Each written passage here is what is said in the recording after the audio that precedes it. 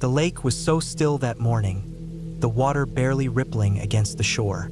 I sat on a smooth granite boulder, staring out across the reservoir, letting the cool air settle into my skin. It was early September, just after Labor Day, and the place was nearly empty. My friends and I had spent the past few days camping here, fishing, hiking, and drinking around the fire. But now they were gone. They had packed up and left that morning, heading back to their normal lives. I had the day off work and figured I'd take my time, do a bit more exploring before heading home. I had parked my car near the trailhead leading to an old PG&E lake a little ways down. It wasn't an official trail, more like a series of dirt roads and forgotten paths, but I had hiked it before. It was rugged, winding through thick pines and granite slabs, the occasional rusted-out piece of equipment or abandoned fire ring marking where someone had once been. I figured I'd take a slow walk down, sit by the water for a bit, then head back up and be on my way. The hike down was peaceful, the kind of quiet you only get when you're this deep into the wilderness. No people, no cars, just the crunch of my boots on dry dirt and the occasional bird overhead. I took my time, stopping to watch a hawk circling high above the trees, scanning for prey. The lake was empty when I got there, the water a deep, dark blue. I sat for a while, eating the last of my trail mix, just listening. No engines, no voices, just the breeze. Eventually, I dusted off my pants and started back up. The sun had risen higher, warming the air, making the climb feel tougher than I remembered.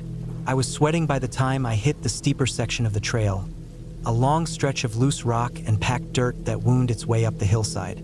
That's when I saw him. He stood in the middle of the trail, a solidly built man with thick white hair, maybe in his 60s. He had on a faded black t-shirt and jeans, arms crossed over his chest like he was waiting for something. I slowed my pace but kept moving, trying to gauge him. His expression was neutral, not friendly, not threatening, just watching. I nodded as I got closer, not wanting to seem rude. He didn't move. Then, from up the hill, I saw a Jeep parked on the rocks, partially hidden behind a stand of pines. A younger guy, probably in his 30s, was standing beside it, hands on his hips, watching me. My gut tightened. I glanced back at the older man. He was still watching me. Something about him felt off. Not in a supernatural way, not in some paranoid overthinking way, just off. He had that look, the kind that made you feel like you had accidentally stepped into the wrong place, like a bar you didn't belong in, a neighborhood where you weren't welcome. I wasn't about to turn around, so I kept going. As I passed him, I noticed he was staring at my backpack. It was a hand-me-down from my dad, an old military-style pack with my last name stitched on the back. A German last name. I didn't stop. I didn't slow down. But he noticed it. From behind me, he called out something. A name. I didn't catch it at first, but I knew it wasn't mine. Then, clearer this time, "Hey, Junior, he's with us. Show him." I looked up. The younger man by the Jeep lifted his shirt. I felt my stomach drop. 2 large swastika tattoos, bold and black, covered his abdomen. I didn't react, didn't stop walking, just nodded like I hadn't just seen that, like I wasn't trying to process what the hell was happening. I had seen a lot of things camping in remote places, wildlife, weird loners, the occasional tweaker camp. But this was something else. I needed to keep moving. The older guys started talking about shooting, about their campsite being a good place for target practice. His voice was casual, like he was just making conversation. I barely responded. Just a nod, a slight smile. The younger guy climbed into the Jeep and started it up. The engine rumbled through the trees, echoing off the rocks. The older man stepped up to direct him, turning his attention away from me. That was my chance. I took it. I kept walking up the trail, steady but purposeful, not looking back. But as I reached the bend, my chest tightened. More engines, more voices. There were 2 more Jeeps coming down the trail. I didn't slow down, kept my posture neutral, kept my expression blank. As I passed, I glanced inside. The men in those Jeeps weren't smiling. They weren't nodding back. They were just watching me. I pushed forward. The air felt thick. The climb felt longer than it should have. Every sound behind me made my pulse spike. A crack of a branch, a shift in the wind. I knew better than to run, but my legs wanted to. When I finally reached my car, I didn't waste a second. I got in, locked the doors, started the engine. Only then did I glance in the rearview mirror. Nothing. No jeeps. No men. Just the empty road behind me. I pulled onto the main road and didn't stop until I hit the highway. I didn't breathe easy until I was miles away. I never went back to that spot. Never told anyone the full story until now. Because out there, in the middle of nowhere, where there's no cell service, no law, no backup, you don't want to meet the wrong kind of people. The cold bite of November air settled in as the fire crackled low. I had been nursing a bottle of rum, and I could feel its warmth spreading through my body, dulling the chill and making the flickering flames dance in my vision. My buddy, Daniel, sat across from me, idly poking the embers with a stick. We had spent the day hiking through his family's property, several hundred acres of untouched woods in southern Georgia. It was one of those places where you could go a whole day without hearing anything man-made, just the rustle of wind through trees and the occasional hoot of an owl. Our campsite was simple. We had strung up hammocks between the trees and thrown tarps over them in case the weather turned. My rucksack sat by my chair, an unopened MRE next to it, but I was too far gone to even think about preparing it. My fingers fumbled when I tried, so I gave up and leaned back, letting the fire warm my face while I drifted in and out of that drunken haze. Not quite asleep, but not fully awake either. The woods were quiet except for the occasional crackle of burning wood. The temperature had dropped enough that the dampness in the air settled into my clothes, but I barely noticed. I was comfortable, lost in the kind of drunkenness that made my limbs heavy and my mind slow. I could hear Daniel shifting in his chair, probably keeping an eye on the fire, making sure it wouldn't burn out before we turned in for the night. Then, without warning, the stillness shattered. Something was moving through the trees, fast. Not the slow, deliberate crunch of a deer picking its way through the underbrush or the hesitant scurry of a raccoon. This was different, heavy. Urgent. I blinked, trying to sit up, but my limbs felt sluggish. Daniel was already on his feet, rifle in hand, his headlamp cutting through the dark as he swung the beam toward the noise. I turned just in time to see a blur of motion, low to the ground, barreling toward us. An 80-pound pit bull. The dog was charging straight for the fire, muscles tight, eyes locked on us. Its breath came in heavy, snorting bursts, and even in my drunken state, I could see the gleam of its teeth in the firelight. Daniel's voice cut through the night, tight with panic. Do I shoot it? But before he could make a decision, my body moved on its own. My blood roared in my ears, and suddenly I was on my feet, running straight at the dog. Arms above my head, I screamed. A deep, guttural sound I didn't even know I could make. It wasn't words, just pure, raw noise, something primal that erupted from the depths of my chest. The dog skidded to a halt, ears pinned back, confusion flashing in its wild eyes. I kept going, legs pumping, my body fueled by some instinct I didn't understand. The dog hesitated for half a second, then turned tail and bolted back into the woods, crashing through the brush as fast as it had come. I stopped, breath ragged, heart hammering so hard I thought it would explode out of my chest. The firelight flickered behind me, stretching my shadow long against the trees. My whole body trembled, the rush of adrenaline crashing into the lingering fog of alcohol. I turned back to Daniel, who was still standing frozen, rifle half raised, eyes wide. For a long moment, neither of us moved. The forest around us was still again, the echoes of my screams swallowed by the trees. The dog was gone. The weight of what had just happened started settling in, thick and heavy. That dog had been out here alone. No collar, no sign of an owner. We were deep in the woods, miles from any property line or road. What the hell had it been doing out here? Why had it charged us? And more importantly, had it been alone? I turned slowly, scanning the darkness beyond the firelight.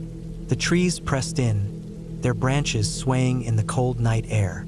The pit bull could be anywhere now, watching, waiting. Or maybe it was long gone, spooked by whatever madness had possessed me to charge at it like some kind of lunatic. Daniel finally lowered his rifle, exhaling sharply.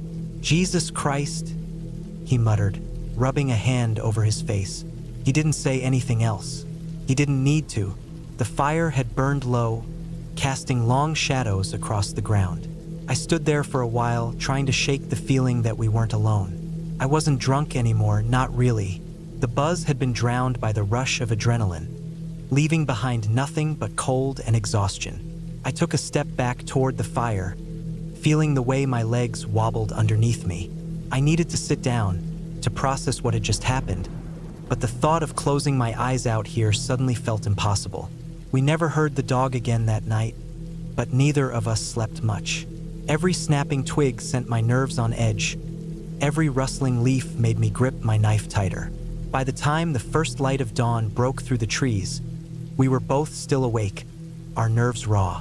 We packed up in silence, every movement feeling slow, deliberate. The night before had left something heavy in the air, an unspoken agreement that we weren't going to talk about it, at least not right away. As we hiked back toward the truck, the woods felt different, less familiar, more threatening. I kept glancing over my shoulder, half expecting to see a pair of yellow eyes staring back at me from the tree line. When we finally made it back to the truck, I hesitated before climbing in. I turned to look back at the woods one last time, half expecting to see something moving in the shadows. But there was nothing, just the trees and the silence and the lingering echo of something that shouldn't have happened. I still go camping, still love the woods, but I don't drink like that anymore when I do. Lesson learned. I had always been comfortable in the wilderness. Ever since I was a kid, camping had felt like a second home to me. The woods weren't scary, they were peaceful, but I can't say that anymore. Not after that night on the mountain. It was the middle of August, just before the oppressive heat of summer began to wane. My partner and I, along with another couple, had driven up to camp on a family-owned lot deep in the national forest. The land sat high in the mountains, isolated, surrounded by thick pines and uneven terrain. It had been burned by a wildfire a couple of years before, leaving behind charred stumps and open spaces where the trees used to stand. The forest was still recovering, and with that came a strange kind of silence, like the land itself was holding its breath. We arrived mid-morning and spent most of the day settling in, checking out the area, and making sure we had everything we needed. The lot had a small wooden deck built for a tent, a fire pit, and just enough space to park the trucks. There was no cell service, no running water, just the four of us and the wilderness. We saw no one else on the way up, no hikers or campers. The only sign of life was the occasional deer track and the distant call of birds. As the sun set, we decided against making a fire. The wildfire from years prior was still fresh in everyone's mind, and none of us wanted to be responsible for another one. Instead, we relied on a small potbelly stove inside the tent for heat. It wasn't much, but it was enough to keep us comfortable as the temperature dropped. Around 10:30 p.m., we were sitting outside, bundled up against the cool night air, talking quietly. My two dogs were curled up at my feet, tucked under a sleeping bag like they always liked to be.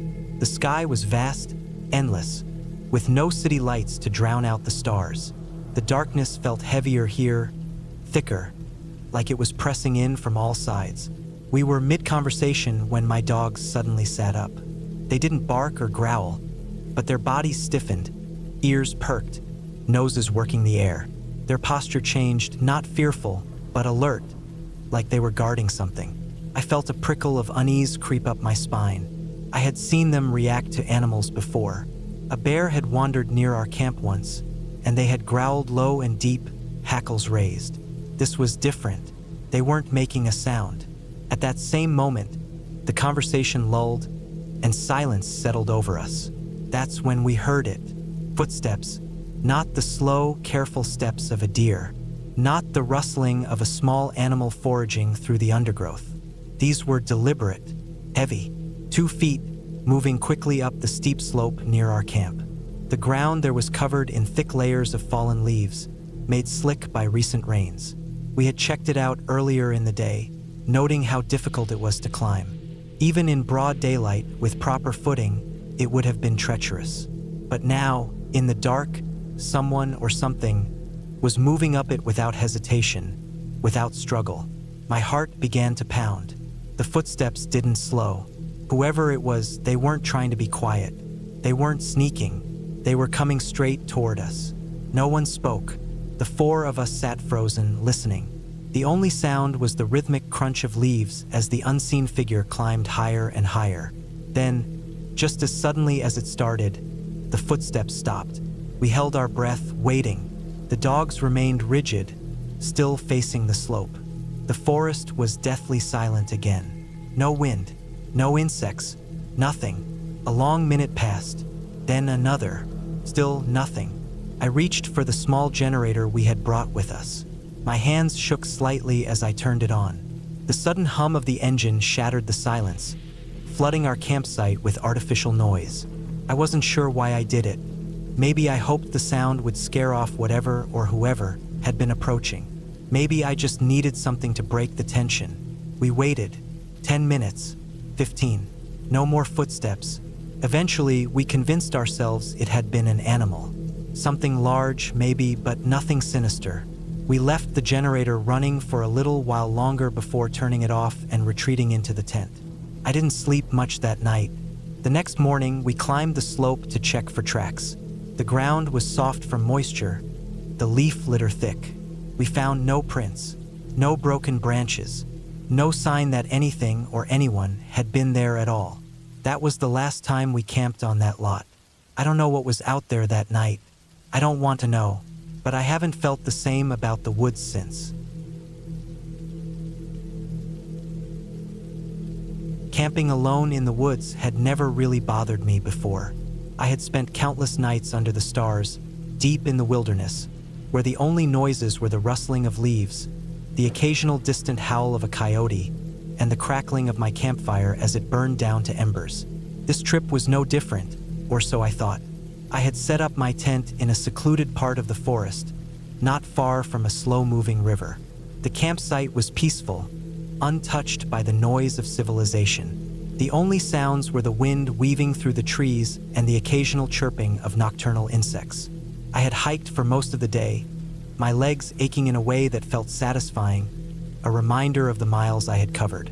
After eating a quick meal and dousing my fire, I crawled into my sleeping bag and drifted into a deep, dreamless sleep.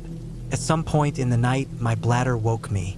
The chill in the air had settled into my bones, making me shiver as I groggily unzipped my sleeping bag. The thought of stepping out into the darkness made me hesitate, but I knew I wouldn't be able to get back to sleep until I relieved myself. With a sigh, I grabbed my flashlight and unzipped the tent as quietly as possible. The cold night air rushed in, sending a shiver up my spine. I slipped on my boots without tying them and stepped out onto the dirt. The campfire had long since died out, and the night was darker than I had anticipated. The moon, partially obscured by clouds, provided little illumination. I wandered a short distance from the tent, careful to avoid stepping on any dry twigs or leaves that would crack underfoot. The forest had an eerie stillness to it, the kind that made you feel like you were being watched. I did my business quickly, trying not to let my imagination run wild.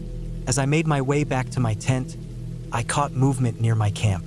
My flashlight flicked over a small, black and white creature digging through the remains of my dinner. A skunk. It was nosing around the ground where I had eaten, its tiny paws sifting through the dirt, looking for any stray morsels I might have dropped. I froze. The last thing I needed was to startle it and get sprayed. I had heard stories of campers who had been hit with that foul stench, and it wasn't something I wanted to experience firsthand. The skunk, oblivious to my presence at first, kept rummaging. But then it stopped. It lifted its head and turned toward me, its beady little eyes catching the dim glow of my flashlight. I didn't move. It didn't move. We stared at each other in a tense standoff. Then, to my horror, the skunk started creeping toward me. Slow at first, as if testing to see how close it could get, then with a bit more confidence. I didn't have any food in my hands, nothing to offer it, but it clearly thought I did. I took a step backward, and the skunk quickened its pace. My heartbeat slammed against my ribs. I turned and made a break for my tent, my boots slipping slightly on the loose dirt. I could hear the skunk scurrying behind me, the frantic little pitter-patter of its feet growing closer. The moment I reached my tent, I dove inside headfirst, scrambling onto my sleeping bag as I spun around to zip it closed.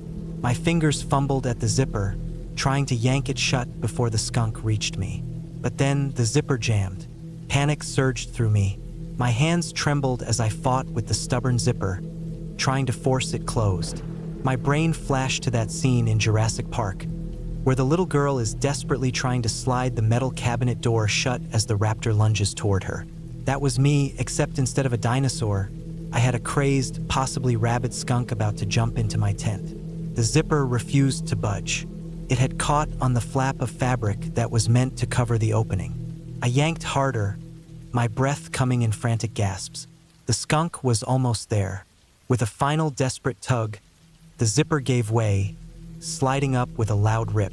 I heard the fabric tear as the flap caught, but I didn't care.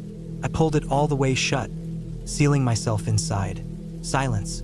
I sat there in the darkness, my chest heaving. My ears strained for any sound outside, but all I heard was my own ragged breathing. Had the skunk given up? Was it still out there, lurking just beyond the thin walls of my tent? Minutes passed, then more. My body remained rigid, poised for any sign of movement outside. But nothing came. Eventually, my heartbeat slowed, and I dared to take a deep breath. The realization hit me. I had just barely avoided spending the night locked in a tent with a skunk. If it had made it inside, I would have been trapped, forced to endure its spray in the close quarters of my sleeping bag. The thought made me shudder. I sat awake for the next hour, listening, waiting, but the skunk never returned. The next morning, I cautiously unzipped my tent and peered outside. The skunk was gone, but the evidence of its visit remained. Tiny paw prints in the dirt, a few scattered scraps of food I hadn't noticed before, and, of course, my tent. The zipper flap had a gaping tear where I had yanked it in my panic. I didn't even bother trying to fix it. As soon as I packed up, I tossed the tent straight into the nearest campground trash bin. That night, as I lay in my bed back home, I couldn't help but laugh at the absurdity of it all. Out of all the dangers the wilderness had to offer, bears, snakes, unpredictable weather, I had nearly been undone by a skunk. I haven't gone camping since. We had been planning the camping trip for weeks. It was supposed to be a fun, easygoing weekend, just the four of us. Me, my girlfriend Emily, my best friend Nate, and his girlfriend Sarah. We wanted somewhere remote, away from the noise of other campers, where we could have the wilderness to ourselves. Nate had found the spot on a website that listed free camping areas, and it sounded perfect. A campground deep in a canyon with a river running through it, far from any main roads or towns. The photos looked beautiful, and the idea of being isolated sounded ideal. The drive-in was rough. The road twisted down into the canyon in steep, winding switchbacks that felt endless. The deeper we got, the rougher the road became. It took nearly an hour to reach the first campsite at the bottom. It was immediately obvious that this place was popular. Every site was filled with RVs and tents, and the sound of people talking and laughing carried through the trees. Not exactly the solitude we were looking for. We decided to keep going. Another mile down the dirt road was a second campground, completely empty. It felt like our own private stretch of wilderness. There were a few designated sites with metal fire pits and picnic tables, but otherwise it felt untouched. The river ran just beyond a line of thick, sagebrush-like bushes. The air smelled crisp, clean, with the scent of pine and damp earth. We set up camp quickly, pitching our tents on the flat ground between the dirt road and the river. While setting up, we noticed a couple of odd things. The first was an old rat trap tied to the metal grill on the fire pit with a thick piece of rope. It was rusted like it had been there a while, but the rope looked newer. The second thing was even stranger. Down by the river, someone had laid out a full set of clothes to dry on a log. Underwear, socks, a shirt, and a pair of pants. No sign of who they belonged to. We figured some other camper had gone swimming and forgotten them. Odd, but nothing alarming. As the sun set, we built a fire and cracked open a few beers. The night was quiet except for the crackling flames and the rush of the river. No distant laughter or car engines, just the wilderness. It was perfect. Around 9 p.m., I sat facing the road while everyone else faced me. We were swapping stories, laughing, when I heard something behind me, coming from the river. Footsteps, not the light, skittering movement of an animal. Heavy, deliberate steps, boots crunching against the dirt. I froze. Did you guys hear that? The second I spoke, the sound changed. Whoever or whatever it was started running. The footsteps were fast, coming straight at us from behind my back. The space between our camp and the river was thick with brush, but the sound was clear, loud. Someone was coming. I jumped to my feet, gripping the hatchet I'd been using to chop firewood. The others scrambled up too. My heart pounded, and I yelled something. Maybe, "Who's there?" Or "What the fuck?" I don't even remember. The second we moved, the footsteps stopped. Silence. Nothing but the river. We shone our flashlights in the direction of the sound. The beam cut through the darkness, but there was nothing there. Just the tangled bushes and the gleam of water beyond. We stood frozen, listening. For a few minutes, everything was still. Then, from the same direction, we heard it, a small, sharp sound. A twig snapping. Someone was still there. We didn't hesitate. We grabbed everything we could, throwing gear into the back of my van. The tents, the sleeping bags, everything got shoved inside as fast as we could move. In less than 5 minutes, we were in the van, doors locked, speeding up that narrow dirt road. No one spoke for a long time. We just kept driving, winding our way back up out of the canyon. My hands were shaking on the wheel. We didn't stop until we were back on the main highway, miles from that place. Later, I tried to rationalize what happened. Maybe it was another camper messing with us. Maybe someone had been living out there, hiding in the brush. But the way those footsteps moved, fast, direct, like they were coming straight at us before stopping the second we reacted, still makes my skin crawl. We never went back. The cold bit through my sleeping bag, sharp enough to wake me. My breath curled in the air, a faint mist in the darkness. I shifted, trying to find a warmer spot, but the chill had already crept into my bones. I couldn't take it anymore. I had to get to the car. It wasn't far, just beyond the tent, and if I crawled inside and zipped up my sleeping bag in the back seat, I'd be warm again. I wriggled free, careful not to wake my brother, but as I climbed over him, he stirred. "Where are you going?" His voice was groggy. "To the car. It's freezing. I have to pee." I rolled my eyes.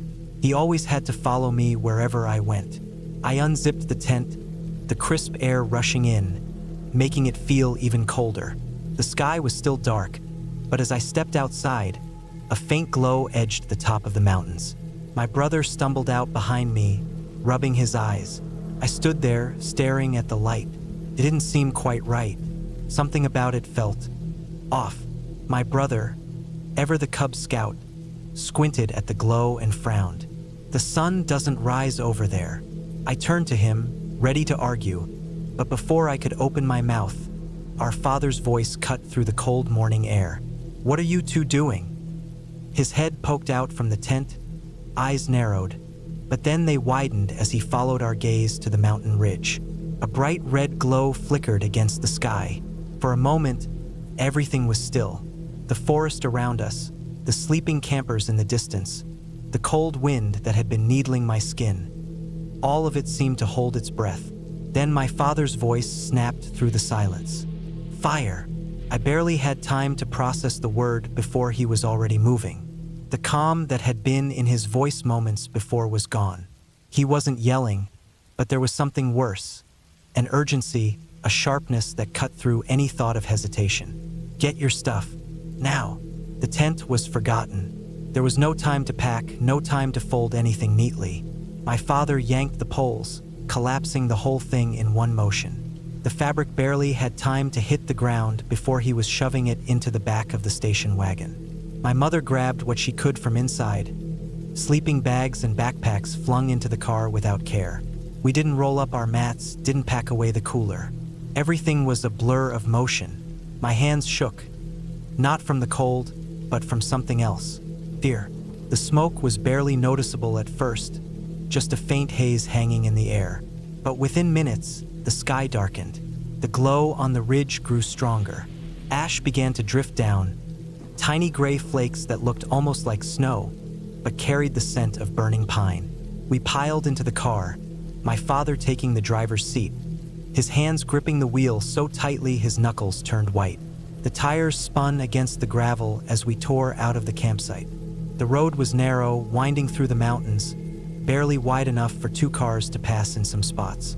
On one side, jagged rock faces loomed over us. On the other, the land dropped away into darkness.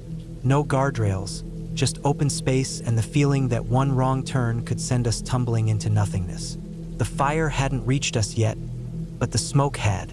It thickened with every turn, curling in the air, clawing its way into the car through the vents.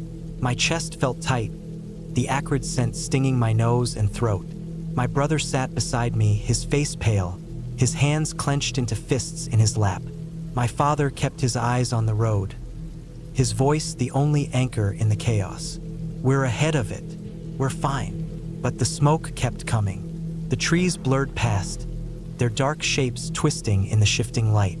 The glow behind us had grown stronger, flickering between the branches like something alive, something chasing us down the mountain. We weren't the only ones fleeing. Headlights appeared in the distance, other cars speeding down the gravel road, kicking up dust and ash as they passed. We took another sharp turn, and suddenly there were flashing lights up ahead. A game warden's truck was parked at a fork in the road. He waved us down, stepping into the beam of our headlights. My father rolled down the window, his voice tense. The warden's face was calm, but there was an urgency in his posture, the way his eyes kept flicking past us, toward the fire in the distance. "The fire's spreading fast," he said. "You've got time, but don't stop. Just keep going." My father nodded, and the moment the warden stepped back, he hit the gas again. The tires skidded on the loose gravel, the car fishtailing slightly before he regained control. The smoke was everywhere now. The road twisted and turned, and every time we looked back, the fire was closer. I thought about the campsite, about the people still packing up, the ones who hadn't woken as early as we had. I wondered if they had seen the smoke yet, if they had realized what was happening. My mother gripped the dashboard, knuckles as white as my father's. My brother hadn't said a word in miles. My stomach churned, nausea creeping up as the car lurched over uneven ground. We drove for what felt like hours, though in reality, it was probably less than one. But the moment we saw the paved road, the moment the gravel turned to smooth black asphalt, it felt like a lifeline. We weren't safe yet, but we were close. Another few miles and we left the smoke behind. The sky was still tinged red in the rearview mirror, the fire still burning, still spreading, but we were out. We were ahead of it. No one spoke as my father finally slowed the car, his grip on the wheel loosening slightly. The tension in the car didn't fade, but the sheer urgency of it ebbed just a little. When we pulled into our driveway, I expected relief to hit me, for the fear to drain away, but it didn't. I could still smell the smoke, still see the glow behind my eyelids every time I blinked. That night, I lay awake in my bed, wrapped in blankets, safe in my own house, but I still felt the cold from that morning, still heard the crackling of the fire in the distance, still saw the embers floating in the air like fireflies. Even now, all these years later, whenever I see footage of wildfires, whenever I watch people fleeing in their cars as the flames chase them down the highways, that same feeling creeps up my spine, that tiny voice in the back of my mind, whispering the same thing it did that morning: run. The wind had picked up by mid-afternoon, tugging at my pack raft as I navigated the meandering waters of the canyon. The air had that crisp bite unique to early spring, where the sun promised warmth but the shade and wind threatened otherwise. The river was low this time of year, exposing boulders and sandbars that would be buried beneath swift currents come summer. I had been on the water for most of the day, covering miles with an effortless rhythm. It was peaceful, just me and the canyon walls rising steeply on either side, their rust-colored faces streaked with ancient mineral deposits. I had told myself that solo pack rafting was an adventure, not a mistake. I was experienced, after all. I had done trips like this before. The river was manageable, nothing beyond my skill level. Desolation Canyon, renowned for its remote beauty and challenging rapids, was tame in April. That's what I had told myself as I loaded my gear and pushed off from the bank that morning. That's what I had believed right up until the moment everything went wrong. It happened in an instant. One moment, I was paddling through a mild riffle, nothing more than a playful stretch of water barely disturbed by submerged rocks. The next, I was in the river, the world flipping as my pack raft went one way and I went another. It should have been no big deal. I had flipped before. Getting back into the boat was second nature. But as I lunged for my paddle, something wrenched my arm back at an unnatural angle. A searing pain shot through my shoulder, white hot and blinding. I surfaced with a gasp, my breath stolen by the cold. The water, which had seemed merely cool when I was above it, was now an icy vice closing around my chest. My right arm was useless, the shoulder dislocated. I instinctively reached for my boat with my left hand, fingers scrabbling against the slick rubber. The current wasn't strong, but the depth was just enough to keep me from planting my feet on solid ground.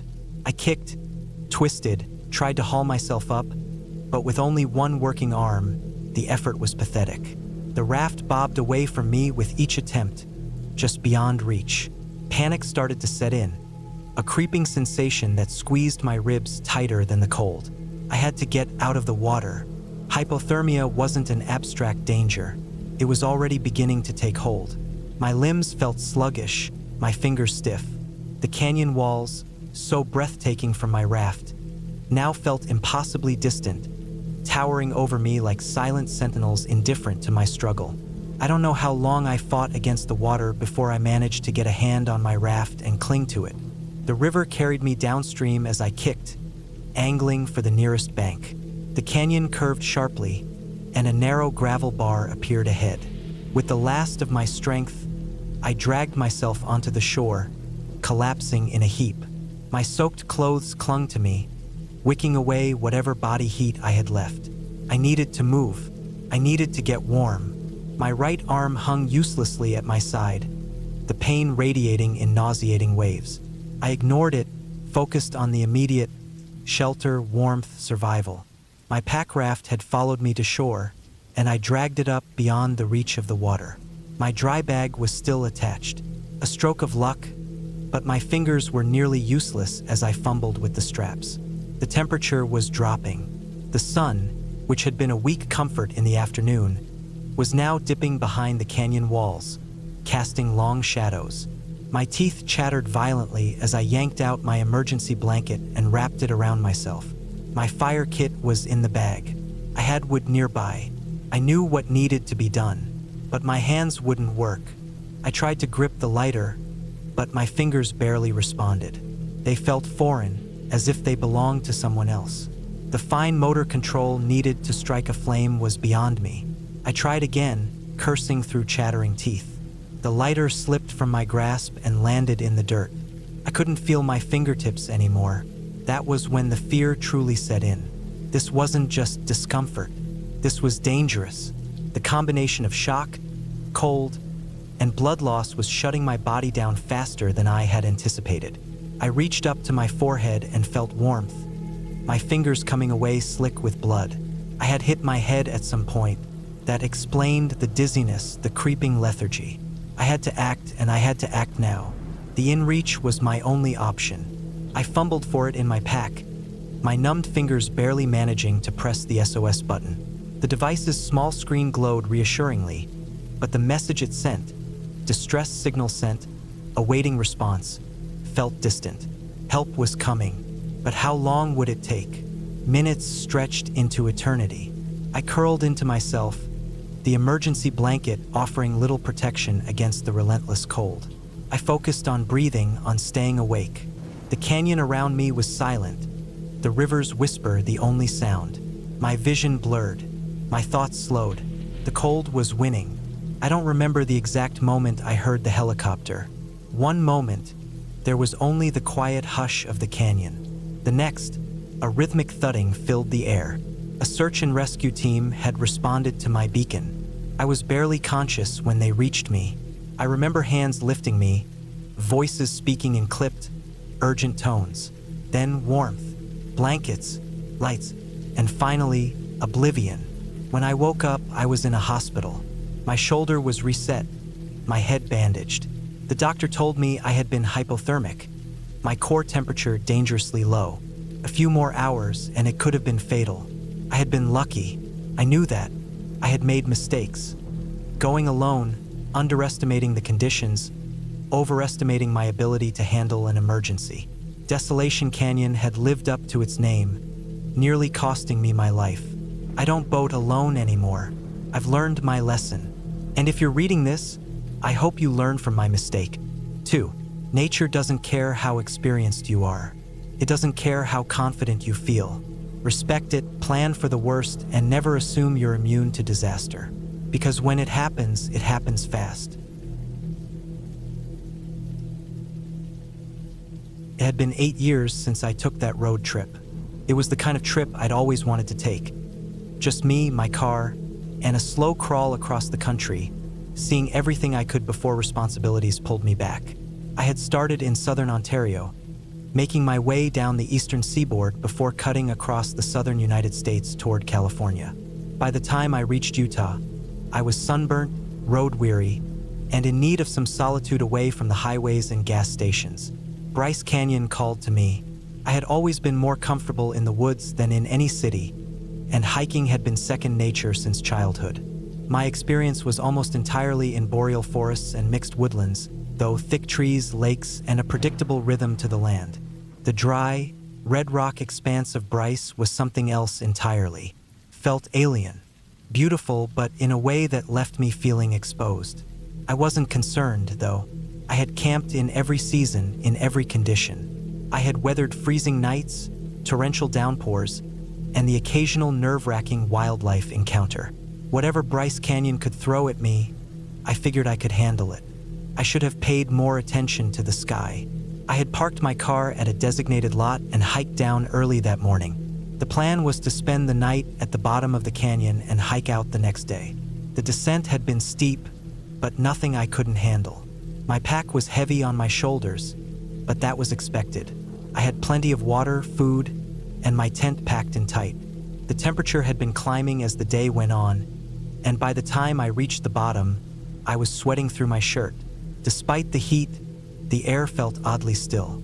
Clouds had started to gather at the horizon, but I didn't think much of them. Back home, rain meant wet ground, maybe a little discomfort, but nothing dangerous. I had never camped anywhere where the land itself could turn on you. I found a flat stretch of ground to set up my tent near a dry wash. It looked like a perfect spot. Soft sand, a bit of cover from the wind, and a good place to rest before making the climb back up in the morning. I had a quick meal, stretched out on my sleeping pad, and let exhaustion lull me into a light doze. The first drops of rain hit just as the sun started to dip below the canyon walls. I sat up and took stock. The rain was light, barely enough to dampen the ground, and I figured it would pass. But then I noticed the wash. What had been dry, cracked earth just moments before now had a thin trickle of water threading through it. I frowned. That was fast. And then I heard it, a deep, distant rumble, like thunder but coming from the earth itself. I stood up quickly, heart hammering. The trickle in the wash was growing. Water was pooling, moving faster, carving into the sand. Panic hit me like a punch to the gut. I knew what flash floods were. I had read about them, seen videos, but I had never truly understood just how fast they could come. I grabbed my pack, barely bothering to strap it properly, and started moving. I had to get higher. Now, the rain was falling harder, hitting the canyon walls and cascading down in rivulets. The rock was slick under my boots as I scrambled up the incline. I chanced to glance behind me and felt my stomach drop. The wash where I had been camped was gone. In its place was a torrent of brown, churning water, roaring through the canyon floor. I had been there just minutes ago. If I had hesitated even a little, I wouldn't have been standing here now. I climbed faster, legs burning. The water was rising, clawing up the canyon walls, and the slope was steeper than I had thought. My hands scrabbled for purchase on the wet rock, my breath coming in ragged gasps. Every second counted. By the time I reached a small ledge above the flood zone, my muscles were shaking. I pressed myself against the rock, panting, my pulse hammering in my ears. The water raged below me, a thick, debris-filled river where there had been dry ground less than 15 minutes before. I stayed there, frozen, barely daring to breathe as the storm raged overhead and the floodwaters surged beneath me. Hours passed. The rain began to let up, and the flood slowed, but the damage was done. The landscape below had changed entirely. Trees and boulders had been swept away, and the ground was a mess of mud and debris. My campsite, my tent, my gear, gone. By dawn, the water had receded enough that I could begin my climb back out. My body ached with exhaustion, but I forced myself to move. I had survived the night, but I needed to get out before anything else went wrong. It took me hours to make my way up the canyon walls, every step a fight against fatigue. When I finally reached my car, it felt like waking from a nightmare. I sat in the driver's seat for a long time, staring out at the landscape. It looked peaceful again, as if nothing had happened. But I knew better. The canyon had almost taken me, and if I had been even a minute slower, it would have. I never underestimated the land again after that trip. The forests I had always known had their dangers, but this was something else. Something ancient and indifferent, and it had nearly swallowed me whole. The sun hung heavy in the sky, a relentless mass of white-hot fire that stretched shadows long and twisted across the dirt. The air itself was thick, pressing down on my skin, turning each breath into something sluggish, something forced. My shirt clung to my back, the sweat rolling down in beads that soaked into the waistband of my shorts.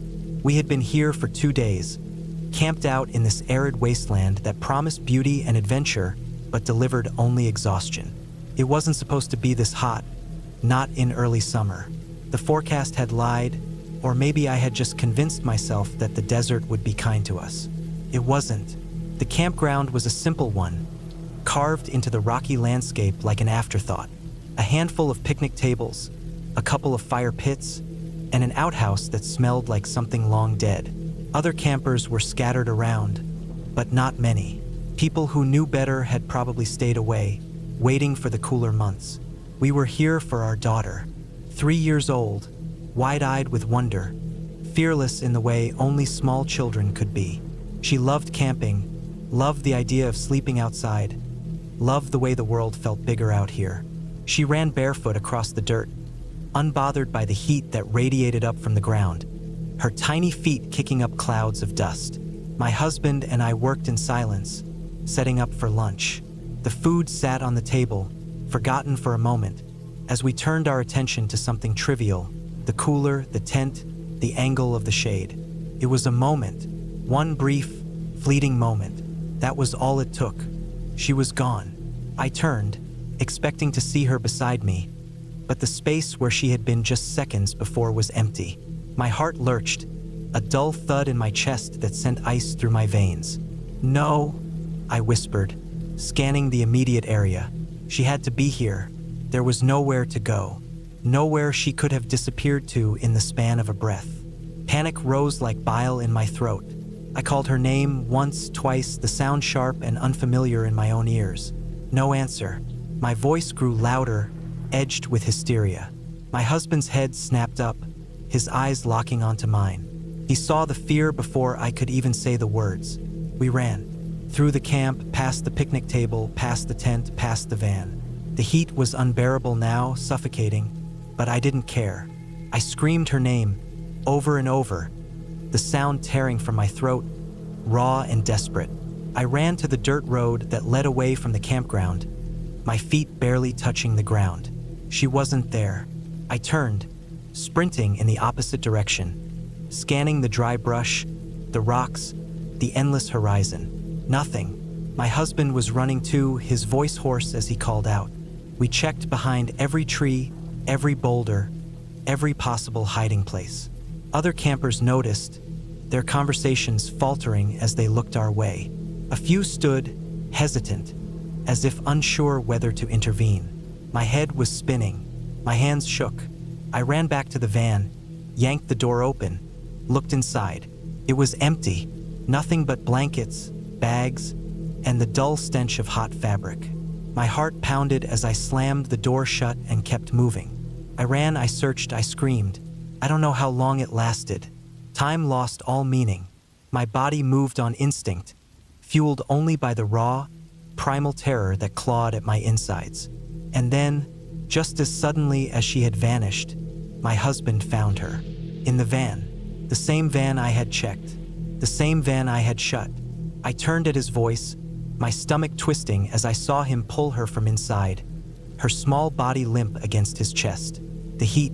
The van had been baking in the sun, turning into an oven in the time we had spent searching. I staggered toward them, my legs weak, my breaths coming in short, gasping bursts.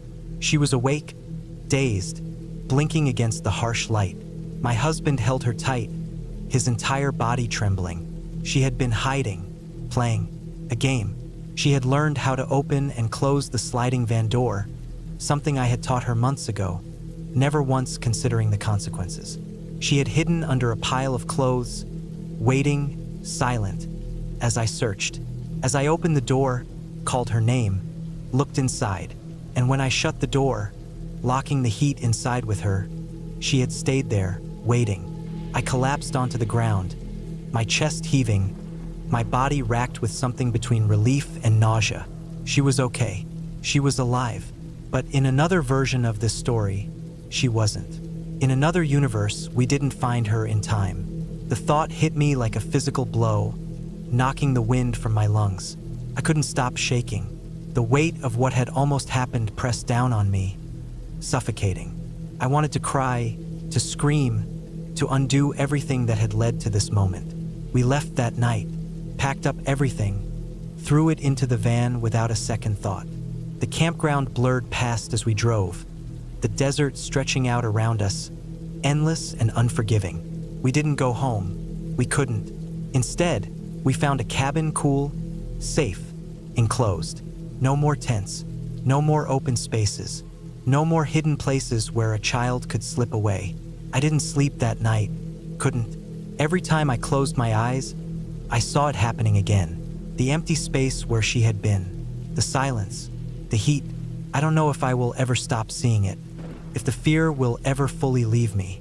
Maybe it's still there, lurking just beneath the surface, waiting, like the desert, like the heat, like the van, with its door closed, locked tight against the world, waiting. We set up camp deep in the woods, miles from the nearest road, the kind of place where you don't just stumble across another group of people. It was early September, still warm in the day but with a biting chill at night. 6 of us had made the trip, packed into 2 cars, driving down winding dirt roads until we found a perfect spot. A small clearing near a slow-moving river, surrounded by towering pines and thick brush. After setting up our tents, 2 per tent, we spent the day exploring. The woods were alive. Birds chattered in the trees, squirrels darted through the underbrush, and we even spotted a black bear in the distance, rummaging through fallen logs. It wasn't close enough to be a problem, but we kept a mental note of it. Coyotes yipped in the distance as the sun dipped lower, a reminder that we weren't alone out here. A few miles away, someone mentioned a moose had been spotted just days before. As the sun set, we lit a fire, cooked dinner, and passed around a bottle of whiskey. We talked and laughed, the kind of easy conversation that comes when you're far from phone screens and schedules. The fire crackled, and the night settled in around us. One by one, we peeled off to bed, zipping up our tents, cocooning ourselves in our sleeping bags. The forest continued its nightly symphony outside, distant howls, rustling leaves, the occasional snap of a branch under some unseen animal's foot. At some point in the night, I woke up. I don't know why. No noise had startled me. No nightmare yanked me from sleep. My eyes just opened to the pitch darkness of the tent, my ears straining in the silence. And it was silent, dead silent. No wind through the trees, no insects buzzing, no owls hooting or branches creaking. The kind of quiet that feels unnatural in the wild. I lay there, my heartbeat picking up, trying to convince myself it was normal. Maybe the animals had settled in for the night, maybe the wind had simply died down. But the silence pressed against my ears, thick and heavy, and the more I noticed it, the more it felt wrong. I forced myself to close my eyes, turning onto my side, trying to shake the uneasy feeling crawling up my spine. I told myself I was being paranoid, that I needed to sleep, and then it happened. Something slammed into the back of the tent. Hard, fast. The impact hit me directly in the back, shoving me forward onto my stomach. It wasn't a gentle bump or a nudge from a curious animal. It was a violent, deliberate force. My breath caught in my throat, my body frozen in sheer panic. For a long moment, I didn't move, couldn't. My mind was racing, trying to process what had just happened. An animal? But what animal moves without sound? What animal hits a tent that hard and then nothing? Because that was the most terrifying part. After the impact, there was nothing. No sound of movement, no retreating footsteps, no rustling in the leaves, just silence, as if whatever had hit the tent had vanished into thin air. My heart hammered so hard I thought it would wake my friend sleeping beside me. I pressed my lips together to keep from making a sound, every instinct screaming at me to stay still, to stay quiet. I lay there for what felt like hours, my muscles locked, my mind flipping through every possibility. A bear? No, a bear wouldn't hit the tent like that and then leave without making a sound. Person? That thought sent a different kind of terror through me. But who? We were miles from anyone with no other campsites nearby. And if it had been a person, wouldn't they have made some kind of noise, breathing, footsteps, anything? But there was nothing. Eventually, exhaustion overpowered fear. My body, still tense, surrendered to sleep in short, restless bursts. Each time I woke, the forest was still silent. It stayed that way until the faintest light seeped through the fabric of the tent. I was the first one up. My head pounded from lack of sleep, my body stiff. I climbed out of the tent, stretching, trying to shake the unease that still clung to me. The air was cool, the forest waking up around me. Birds singing, leaves rustling, the normal sounds of morning. I walked around to the back of the tent, my stomach tight. Nothing, no footprints, no marks on the ground, no sign that anything had been there at all. I crouched down, running my hand over the dirt, searching for some clue, but the ground was undisturbed. It was as if nothing had happened. When the others woke up, I told them what had happened. No one else had heard anything. No one else had felt anything. It was just me. They tossed out theories, a falling branch, a bird flying into the tent, maybe even a dream. But I knew what I had felt, the force of that impact, the way it had shoved me forward, the way the silence had swallowed the night before and after it happened. I never found an explanation. We stayed another night. Nothing happened. The forest was alive again, the normal sounds filling the darkness. But I barely slept, my ears straining for any shift in the noise, any unnatural silence, any sign that whatever had been out there might return. We left the next morning, packing up camp and hiking back to the cars. As we drove away, leaving the dense forest behind, I found myself looking out the window, scanning the trees, searching for something, anything that could have caused it. I never saw anything, but I never forgot it, and I still don't know what hit my tent that night. I had always considered myself an outdoorsman. Growing up in Kansas, camping trips were a regular part of my life. There was something about being out in the wilderness, away from the noise and lights of the city, that felt like a return to something primal. So when my wife and I planned a trip with 3 of my closest friends to a remote waterhole in eastern Colorado, I was more excited than cautious. The place was just a blip on the map, a little canyon in the middle of the plains, hidden away from any major roads. A local had told one of my friends about it, said it was a great spot for camping and cliff jumping. It wasn't the kind of place you'd find in a travel guide. If you didn't know exactly where you were going, you'd miss it. We arrived in the late afternoon, bumping down a dirt path in an old SUV until we found a spot flat enough to set up camp. The canyon itself was beautiful, red rock walls maybe 30 feet high, and at the base, a clear water hole surrounded by scattered trees and thick bushes. It was the kind of spot that looked untouched, like we were the first people to ever camp there. We set up our tents in a half circle around the fire pit and got to work gathering wood. The place felt isolated, which was exactly what we wanted. No cell service, no other people. Just us, the open sky, and the distant sound of wind rushing through the canyon walls. As the sun dipped below the horizon, we settled around the fire, cooking over an open flame and telling stories. It was the kind of night that felt timeless. The air cool but comfortable, the stars burning bright overhead. The only sounds were the crackling of the fire and the occasional rustling of small animals in the brush. Then we heard the footsteps. It was subtle at first, just a soft crunching in the leaves off to our left. We all paused, listening. I told myself it was just a raccoon or some other small creature, but the sound was heavy, too heavy. My buddy gave me a look, like he was thinking the same thing. Then came the grunting. It was low, guttural, carrying through the night air. Not human, but not entirely animal either. My pulse quickened. Someone grabbed the axe we had used earlier to chop wood. Another friend picked up a knife.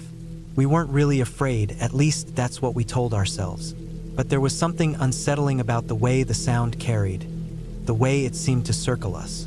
Our flashlights cut through the darkness, scanning the brush. The sound stopped. We waited, frozen, staring out into the trees. After a long moment, whatever it was seemed to move away. The grunting faded, and eventually, the night was quiet again. We laughed it off, joking about how we were a bunch of grown men huddling together with weapons over a raccoon or a deer. But no one put their weapons back in the pile we had set by the tree. Instead, each of us kept them within reach as we settled back down by the fire. 15 minutes later, the peace was shattered. A shriek, high and piercing, cut through the night. It was close, too close. Then, chaos erupted from the brush.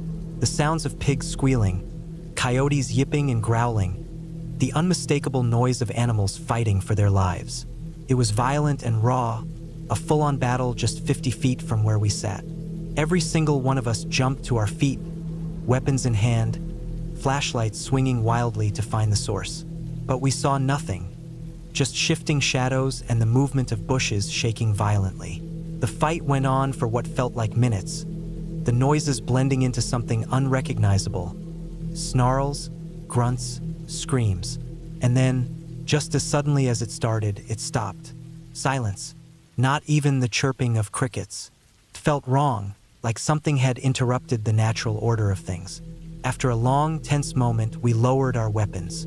No one said anything, but we all did the same thing without thinking. We sat back down by the fire, this time keeping our weapons close. We should have left then, but we didn't. Curiosity won over common sense. After a while, we decided to check out where the fight had happened. We moved cautiously, flashlights bobbing as we stepped over rocks and dry brush. The ground was disturbed, but there were no bodies, no blood. Nothing to explain the violent sounds we had just heard. Just a lone bush, shaking slightly in the still night air. As we got closer, it let out a sound. A low, wounded growl, like a dog in pain. Every hair on my body stood on end. None of us moved. And then, slowly, the shaking stopped. The bush went still. We didn't check any further. We turned and walked quickly back to the fire. The rest of the night was uneasy. Every little sound had us reaching for our weapons. We finally drifted off to sleep, but around 3 a.m., we were jolted awake by the same blood-curdling screams. It was the same fight happening all over again. This time, it lasted even longer. We didn't sleep after that. As soon as the sky lightened, we packed up and left. No one argued. No one joked about being scared. We just left. Looking back, I don't know what happened that night. Maybe it was just animals fighting. Maybe we were just spooked. But there was something about it. The unnatural way the sounds carried, the way the fight started again hours later, the growl from that bush, that didn't sit right with me. And it never has. The wind moved through the trees with a steady rhythm, rustling the dry leaves that clung to the branches, whispering in the cold air. It was late fall, and the temperature had dropped just enough to make the nights uncomfortable without proper layers. The campsite had been set up near the edge of a dense forest, not far from a small river that snaked its way through the valley. It was one of the school's regular trips, a 3-day outdoor excursion designed to toughen us up, teach us teamwork, and force us to appreciate the wilderness. I had attended a charter school that emphasized nature education. We weren't exactly roughing it.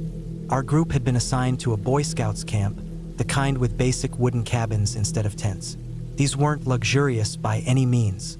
Each was just a rectangle of plywood walls, a plastic sheet roof stretched over the top, and 3 small windows, 2 on the sides, 1 at the back. Inside, there were 4 or 5 wooden bunks, nothing more than frames with flat plywood tops where we laid our sleeping bags. The floors creaked under every step, the wood swollen slightly from years of damp seasons. That night, as we climbed into our bags, the air inside felt tight, like the space was too small for all of us. We were packed in close, 5 of us crammed together, shifting and adjusting to find a comfortable position on the hard surfaces. It had taken a while for the noises outside to die down.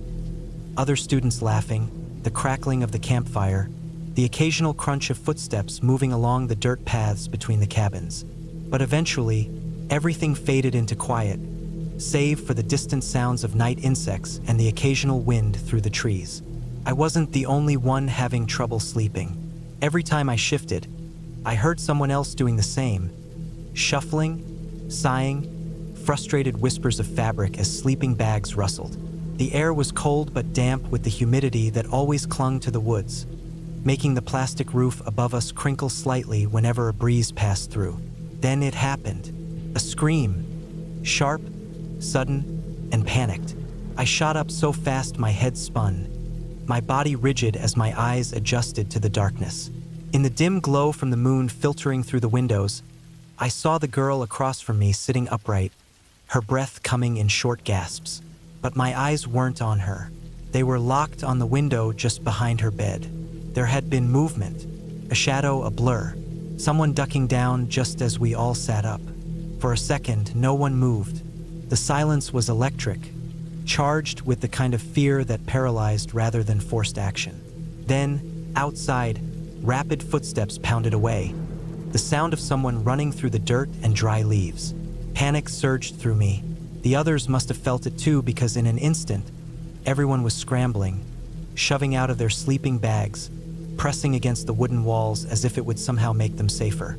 But before anyone could even think of what to do, another sound cut through the night, the heavy thud of footsteps much closer than the fleeing ones. A door slammed open somewhere nearby, a deep voice barking something unintelligible. Then another set of footsteps, this time heavier, more purposeful.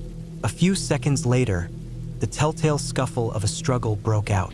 The sound of someone hitting the ground, a yelp of pain, and then the unmistakable voice of one of our teachers shouting angrily. We didn't move from the cabin. No one wanted to be the first to open the door. We just stood there, barely breathing, until finally, someone knocked on the door. "It's okay." The voice was firm, familiar. "Come out." We did. Slowly, cautiously, and there, under the dim light of a lantern, stood one of the teachers, gripping the arm of a student. I recognized him instantly.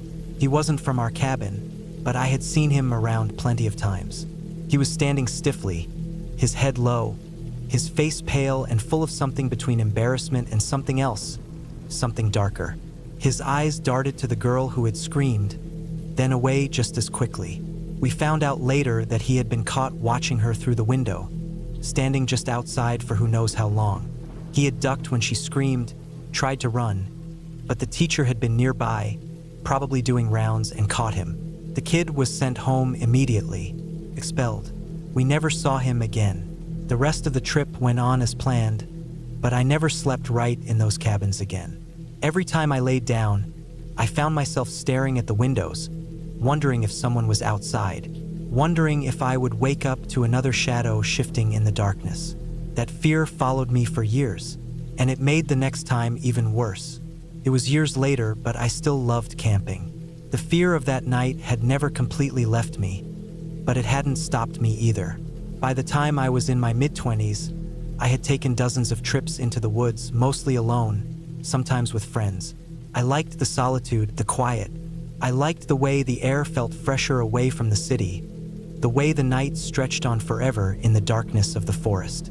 I had set up camp in a small clearing about a mile off the main road. It was a spot I had used before, near a shallow creek that ran parallel to a game trail. I had built a fire, cooked a small meal, and then settled in for the night, the light of the flames flickering against the trees as I lay back in my sleeping bag. Nothing seemed out of the ordinary. The forest was quiet aside from the usual sounds of distant animals and wind through the trees. I didn't know until later how wrong I had been. It wasn't until I had returned home that I heard anything about it. A cop showed up at my door, casual but serious, asking if I had seen anything unusual while camping. At first, I thought maybe they were investigating something minor, a lost hiker, maybe. But then the cop asked, "Did you see anyone?" I hadn't. I told him that I hadn't seen a soul the entire time I was out there. That's when he told me an escaped convict had been found less than a mile from where I had been camping. A murderer, a man who had broken out of the prison just a few miles away and had been hiding in those very woods. I remember feeling cold all over, the kind of cold that has nothing to do with the weather, because I hadn't seen anything, hadn't heard anything, but he had been there, somewhere near me, maybe even watching me. The strangest part? I could never find a report on it.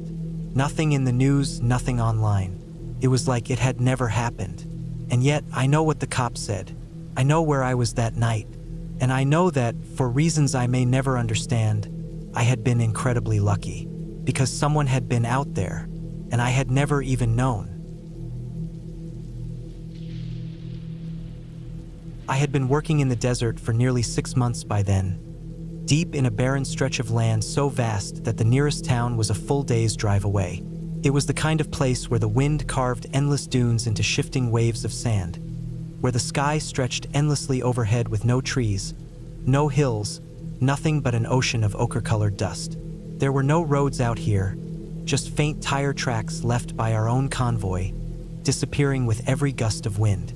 It was one of the driest places on Earth, the kind of place where rain was a distant memory and every drop of water had to be planned, measured, rationed.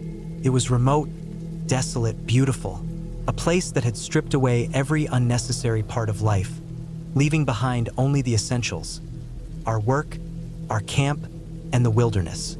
Nights were cold, but stunning. The sky was so clear that the stars felt like they pressed right up against you, close enough to touch. I had never seen a place so vast yet so empty, and yet it never truly felt empty. We were a small team, just 6 of us in total, spending weeks at a time in the field conducting archaeological research. During the day, we worked tirelessly under the brutal sun, chipping away at the sand, cataloging finds, taking notes. At night, we camped near our trucks, setting up a small fire and eating simple meals before rolling out our sleeping bags. Most nights, I preferred to sleep outside rather than inside a tent. The open air was cooler, and I liked the feeling of being beneath the sky. That night had started like any other. After a long day of work, we had grilled some meat over an open fire, letting the flames flicker in the darkness, our voices low, exhausted. The smell of smoke and charred fat lingered in the air as we packed up. We were always careful, always methodical. Every scrap of food was either burned or stored away in the truck to avoid attracting scavengers. The desert wasn't exactly teeming with life, but it had its predators: hyenas, jackals, the occasional big cat. Even though I had never personally seen anything larger than a scavenger, I knew better than to get careless. I was the last one awake. The others had already crawled into their tents, leaving the fire to smolder down to embers. I read by the light of my headlamp for a while, the words blurring together as exhaustion took over. The night was silent except for the occasional whisper of wind through the dunes. I closed my book, switched off my light, and pulled my sleeping bag tight around me, my back against the truck. The ground was hard, the air crisp, the silence was absolute. Then a sound, tiny rustle, so faint it could have been the wind, but something about it didn't feel right. It was too deliberate, too close. My pulse quickened slightly. I flicked on my light and swept it across the sand. Nothing, just empty dunes stretching out into the blackness. I clicked the light off again, listening. The wind sighed softly, but beneath it, I thought I could hear something else. A movement, not loud, not obvious, but present. The kind of sound you don't hear so much as feel. Then I saw them, a pair of eyes, reflecting my headlamp's weak beam for just a second. Then another, and another, a ripple of movement in the darkness. My breath hitched as I sat up, my fingers tightening around the sleeping bag. I flicked my light back on, sweeping it in a slow arc. Jackals, at least 5, maybe more, just 2 meters away. They had fanned out in a rough semicircle around me, their lean bodies barely visible against the sand. I hadn't even heard them approach. One jackal alone wasn't much of a threat. They were scavengers, skittish, opportunistic. But a pack, a hungry pack moving in silence? That was different. I had seen what they could do. Out here, we had come across old carcasses, animals that had been picked apart with terrifying efficiency. Bones stripped clean, gnawed down, scattered. Jackals weren't big, but they were relentless. They could bring down prey much larger than themselves if the conditions were right.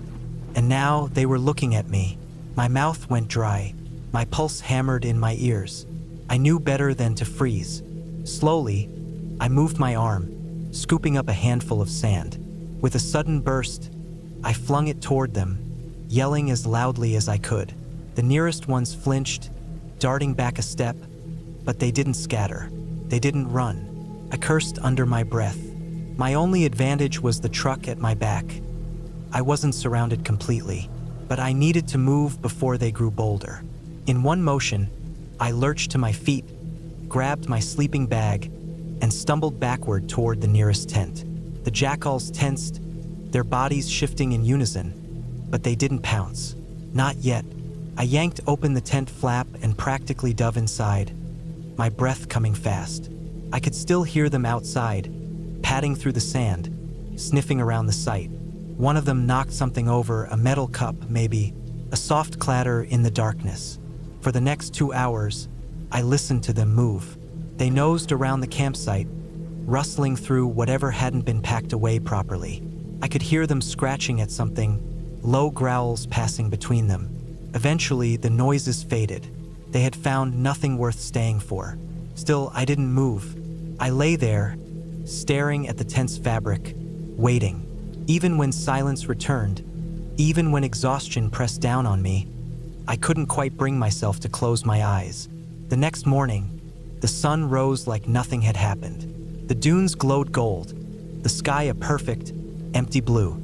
The campsite was still, untouched except for a few scattered footprints and some knocked-over gear. But I knew better. Something had changed. The desert had always felt empty before. Vast, uninhabited. Place where we were alone. But I had seen the eyes in the dark, and I knew now that we were never truly alone.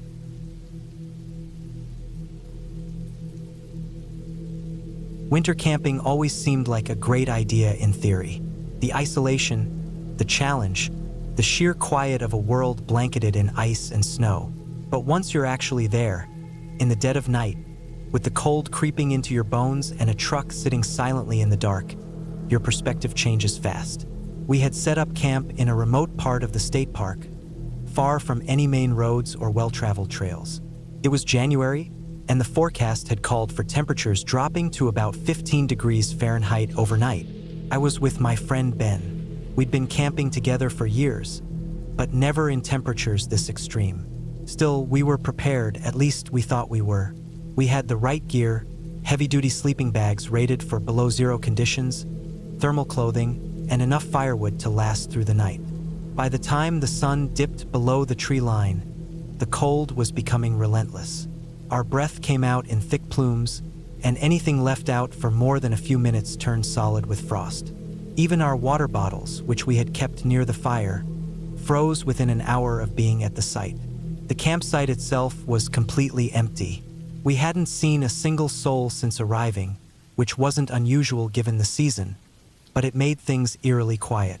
Around 7 p.m., we were sitting by the fire, eating what little warm food we could still manage to heat up, when a set of headlights appeared through the trees.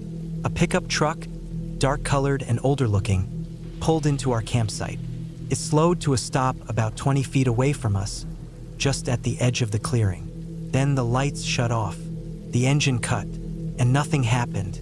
At first, we thought maybe it was a ranger, but there were no markings on the truck, and rangers didn't usually travel alone at night unless they had a reason to. Then we considered that maybe it was another camper looking for a spot, but there were plenty of open sites further down the road. So why park right here in our space and then do nothing? The fire cast flickering shadows against the trees, making it even harder to see into the truck. We tried to glance inside without looking like we were staring, but it was impossible to tell if anyone was in there, let alone what they were doing. The windows were dark, and the truck just sat there, silent, unmoving. Minutes passed, then half an hour, still nothing. Ben and I tried to act normal, but it was getting harder to ignore the feeling that something wasn't right. If someone was inside, why weren't they getting out? If they were lost or needed help, wouldn't they have signaled or spoken up by now? And if they were just messing with us, how long were they planning on sitting there? By 8 p.m., we had decided we weren't just going to sit around waiting to find out. The only problem was we had no cell service. We had noticed it earlier when we'd arrived, but it hadn't seemed like a big deal at the time. Now, it was a major problem. We agreed to leave the site and drive until we could find a signal, but we didn't want to make it obvious that we were leaving out of fear. So we moved slowly. We packed up a few things, acting as if we were just organizing the camp, then casually got into the truck and started it up. The second the headlights illuminated the area, I swear I saw movement inside the other vehicle. Just the faintest shift, like someone ducking down. My stomach tightened, but I didn't say anything. Ben must have seen it too, because as soon as we were a few feet down the dirt road, he hit the gas hard. It took nearly 15 minutes of driving before my phone finally got a single bar of service. Just enough to make a call. I dialed a friend who lived about 30 miles away and gave him the truck's description and license plate number. "There's some guy just sitting in it," he asked. "Yeah, no idea why. Been there over an hour. Hasn't moved." "That's messed up." "Yeah." "Cops?" he asked. That was the logical choice, but we hesitated. The truck hadn't done anything illegal. There was no crime in parking at a public campsite, but something about it just felt wrong. We compromised and called the non-emergency number for the local sheriff's department, gave them the details, and asked if they could send someone to check it out. By the time we got back to camp, it was almost 9 p.m. The truck was still there, still silent, but the second we pulled in, its engine roared to life. Headlights flooded our sight. Then, without hesitation, the truck backed out, turned onto the road, and disappeared into the night. Neither of us spoke for a while. The fire had burned low, our breath misting in the cold. Took us a long time to fall asleep, even with the security of the truck nearby. The next morning, we woke up early and decided to pack up and leave. Maybe it was paranoia, but we didn't want to stick around to see if the truck came back. As we were loading up, a sheriff's vehicle pulled into the site. A deputy stepped out, bundled up against the cold, and asked us a few questions about what we had seen. We told him everything. He nodded, taking notes, then told us something that made my stomach drop. That truck's been reported before. Similar situations. No crimes, nothing solid, but always the same behavior. Pulls into campsites, waits, then leaves when someone tries to report it. He didn't have much else to say, but that was enough for us. We finished packing up and left, and I haven't been winter camping since. To this day, I don't know who was in that truck or what they wanted. Maybe it was just some weirdo with nothing better to do. Maybe they were waiting for something or someone, but the part that sticks with me the most is how they left the second we got back. Like they knew we had gone to call for help. Like they had been watching, and that thought is worse than anything else. I don't really do the tent thing anymore. Haven't for years. Too much hassle. Instead, I built myself a little cabin out in the woods, about an hour's drive south of the Mackinac Bridge. Remote, quiet, no power, no water, no neighbors close enough to bother me. Just me, my cabin, and the woods. The place is small, 12 by 16 feet. Nothing fancy. Basically a big wooden tent sitting on top of a hill, the highest point for a few miles. I built it myself.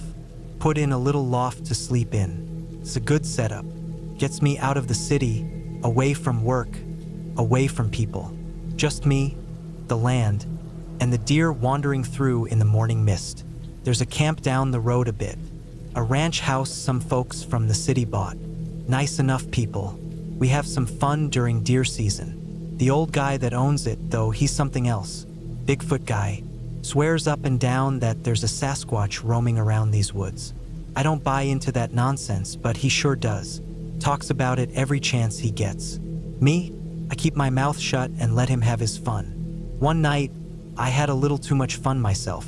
One beer turned into 2, then 6, then a whole case. Didn't mean to drink that much, but hell, I was out there to relax. And sometimes that's just what happens.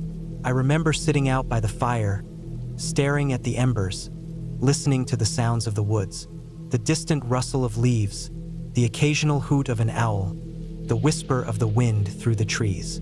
Peaceful. The kind of night that reminds me why I love this place. Sometime around 1 in the morning, I decided to call it a night. Put out the fire, staggered inside, and climbed up into the loft. Window was open. I could hear the deer poking around outside, stepping softly through the leaves. I was just about to drift off when, bam, something slammed into the southwest corner of the cabin. Hard. The whole damn structure shook. It was like someone had taken a battering ram to it. I snapped awake, heart hammering in my chest. For a moment, I just lay there, trying to figure out what the hell just happened. I didn't hear anything after that. No footsteps, no running, just silence. The deer had stopped moving too. The whole forest felt still, unnaturally still. Now, here's the thing, I was drunk. I mean, really drunk. Too drunk to go investigating. Too drunk to do much of anything except stare at the ceiling and let my mind spin in circles. Maybe it was an owl. Maybe a deer ran into the side of the cabin. Maybe I imagined the whole thing. Eventually, the beer won out and I passed out. When I woke up the next morning, my head was pounding, my mouth was dry, and my stomach was a mess. I stumbled outside to get some fresh air and clear my head. That's when I saw it. A muddy blotch, about 9 feet up on the southwest corner of the cabin. Big, smudged, like a handprint, but too damn big to be human. I stood there for a long time just staring at it, trying to make sense of it.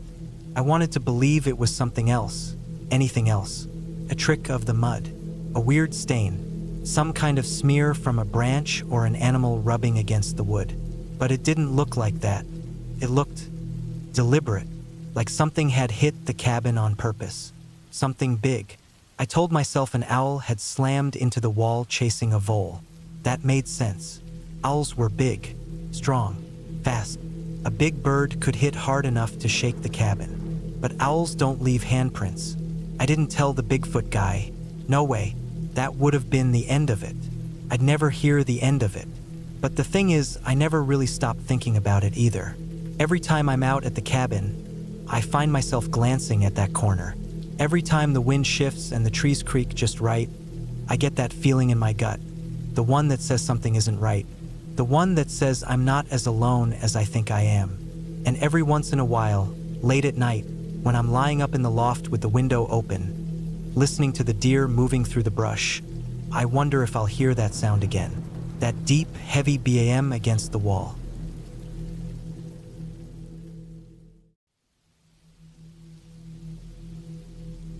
I don't know exactly when things started feeling wrong, but by the time I noticed, it was already too late. I had rented a cabin deep in the woods, a place far from everything. I wanted silence, isolation, a break from the world.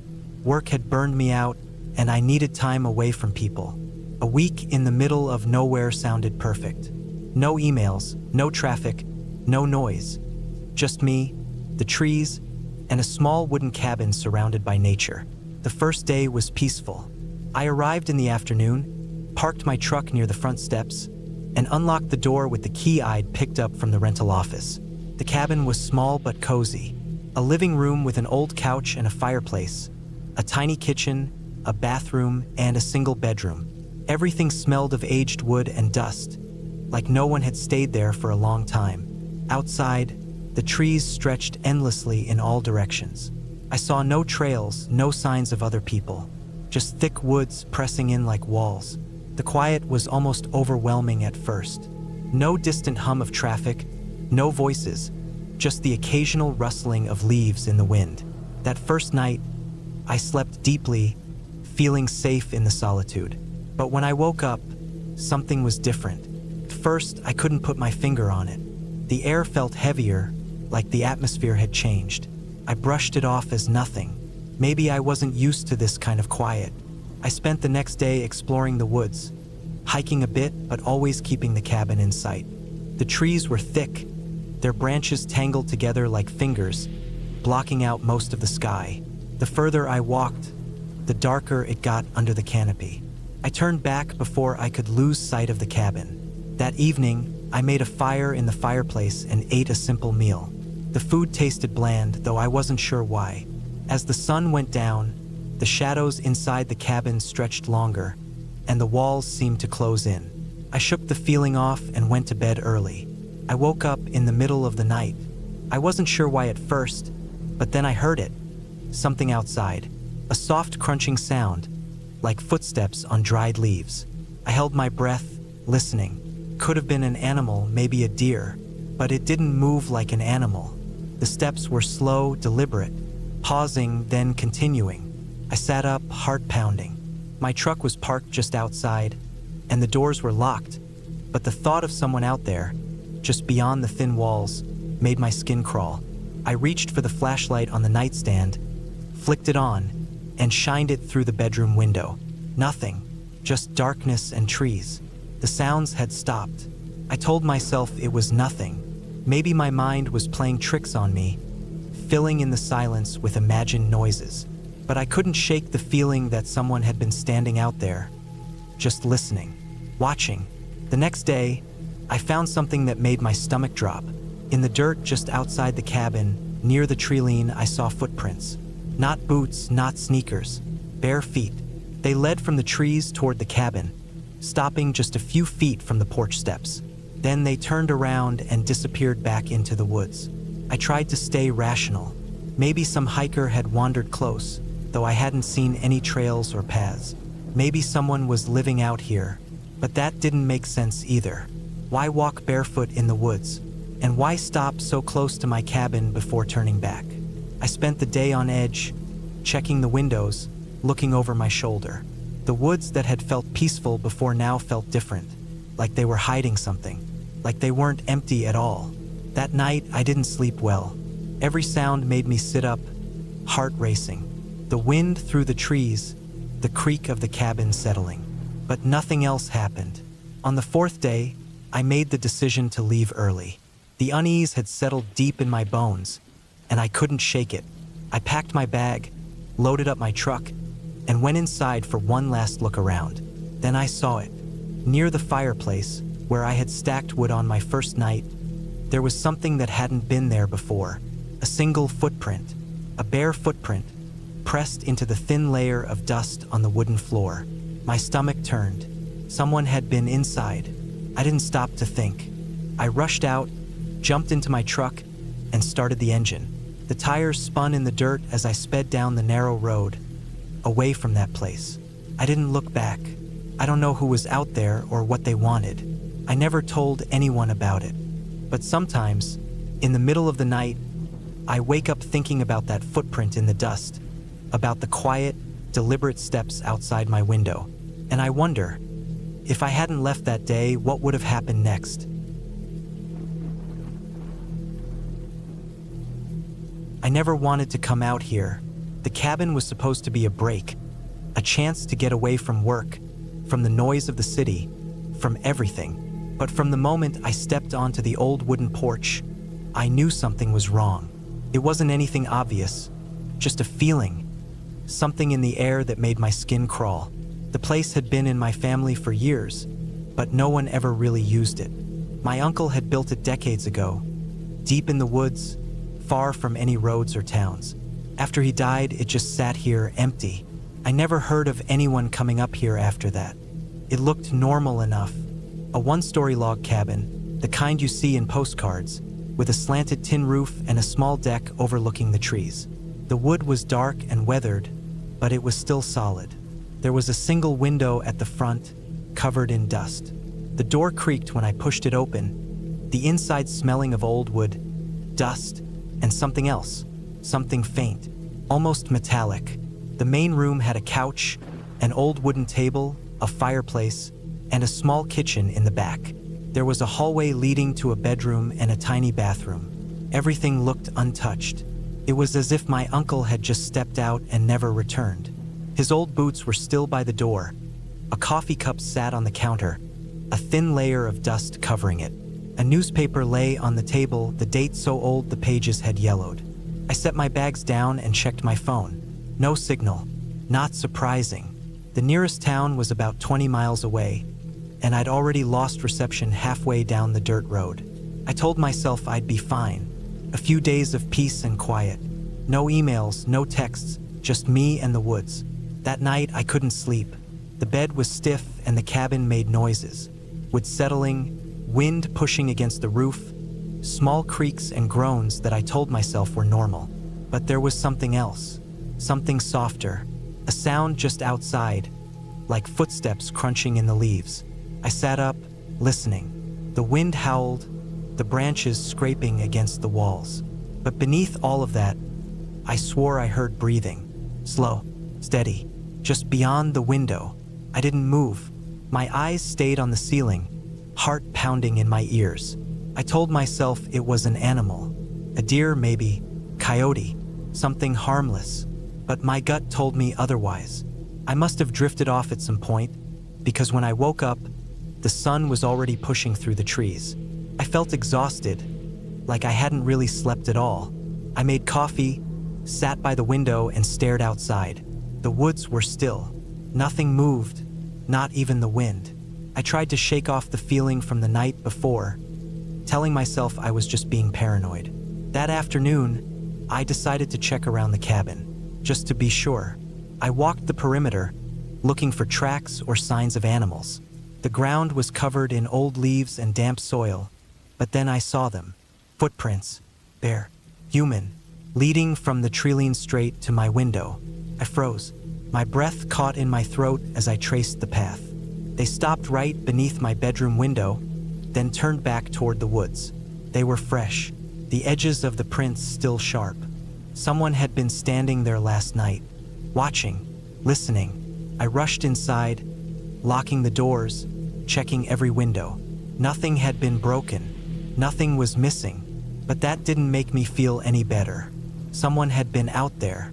Someone knew I was here. That night, I stayed up, sitting on the couch with a flashlight and a kitchen knife. The fire burned low, casting flickering shadows across the walls. Every sound made me jump. Hours passed. Midnight came and went, and then I heard it. A soft tap, not at the door, not at the window, from underneath the cabin. I held my breath. The floorboards creaked slightly, like something shifting beneath them.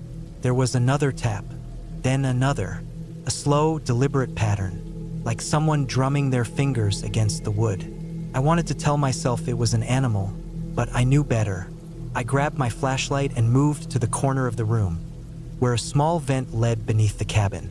I crouched down, heart hammering, and shined the light through the slats.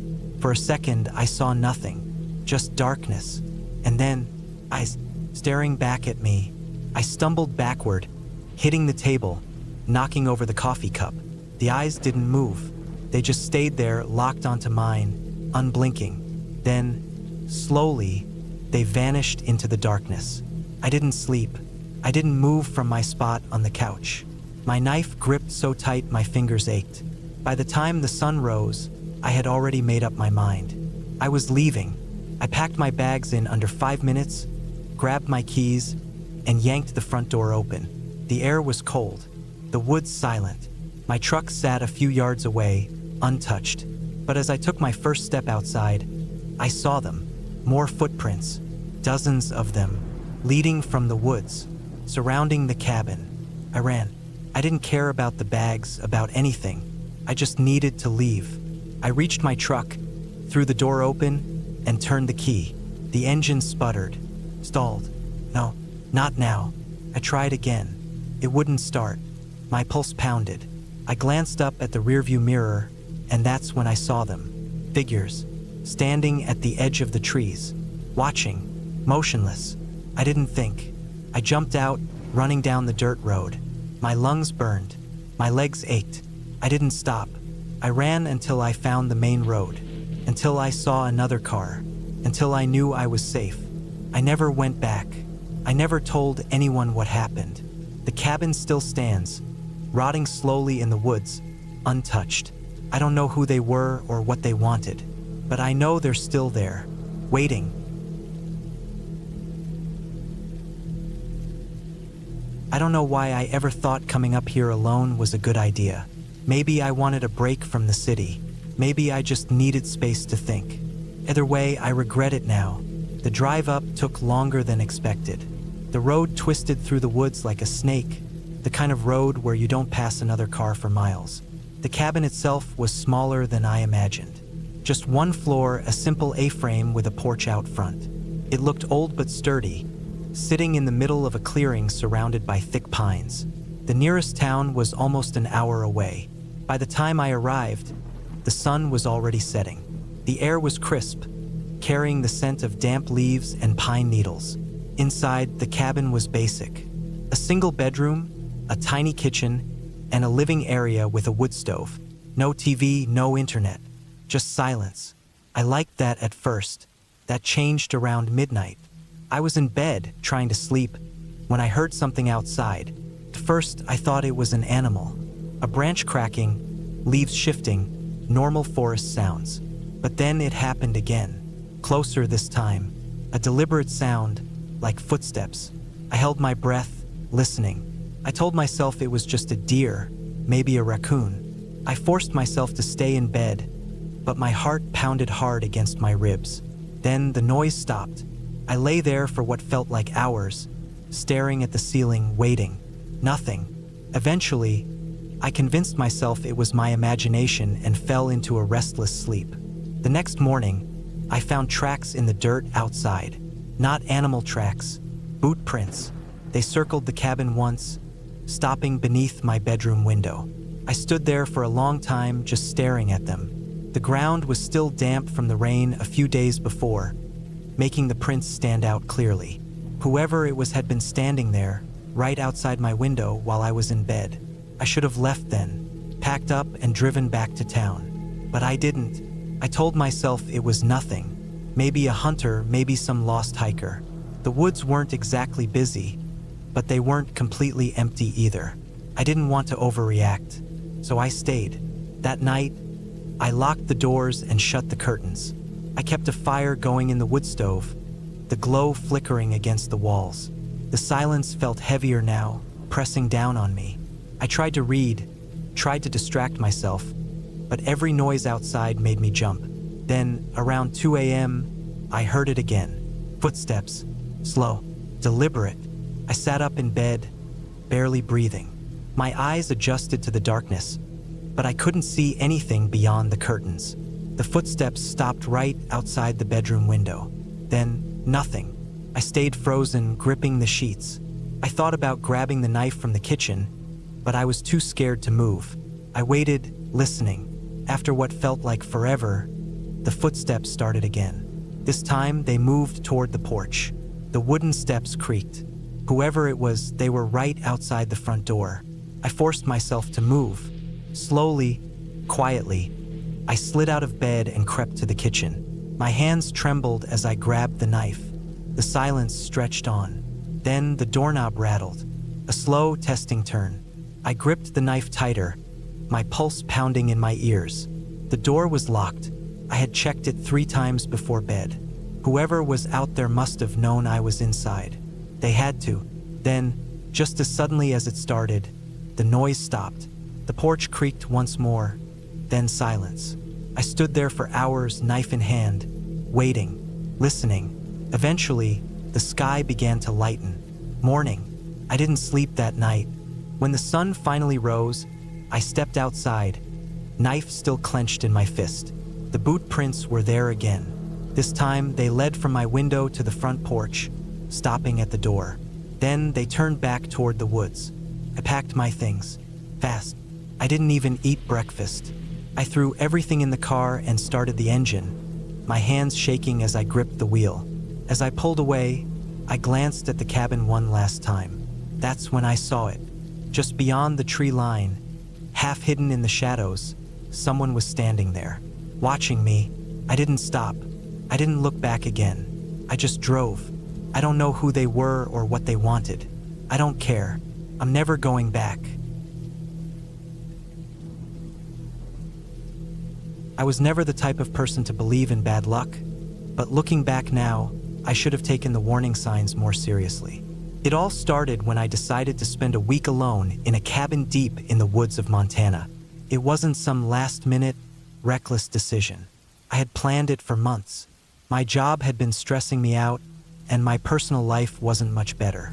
I needed solitude, a break from the constant noise of the city, so I rented a remote cabin online. The pictures looked perfect, small, sturdy, nestled between thick pine trees, with a narrow dirt road leading up to it. No neighbors, no distractions, just me and the wilderness. I arrived late in the afternoon. The drive up was longer than expected, the road winding and full of potholes.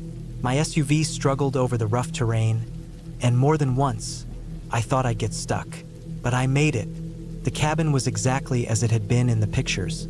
Small, wooden, with a single front porch and an old-fashioned chimney poking out of the roof.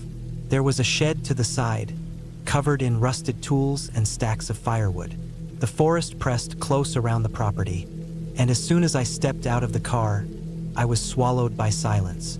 No cars, no buzzing electricity, just the wind moving through the trees. Inside, the cabin was basic but comfortable. A small kitchen with an old gas stove, a creaky wooden table, a living space with a couch and a fireplace. The bedroom was in the back, barely big enough for the bed and a narrow dresser. The bathroom had an old toilet and a shower stall that looked like it hadn't been used in years. There was no TV, no Wi-Fi, barely any cell service. That was the point. The first night was peaceful. I lit a fire, made dinner, and sat outside for a while, listening to the sounds of the forest. I heard owls, distant rustling in the trees. Maybe deer, maybe something else. It was calming. The air was crisp and cold, and I felt a rare sense of relief, like I had made the right decision coming here. The second night was when things started to feel off. It began with small noises. At first, I assumed it was just the usual sounds of the woods, branches shifting, animals moving through the brush. But then I heard something that made me pause.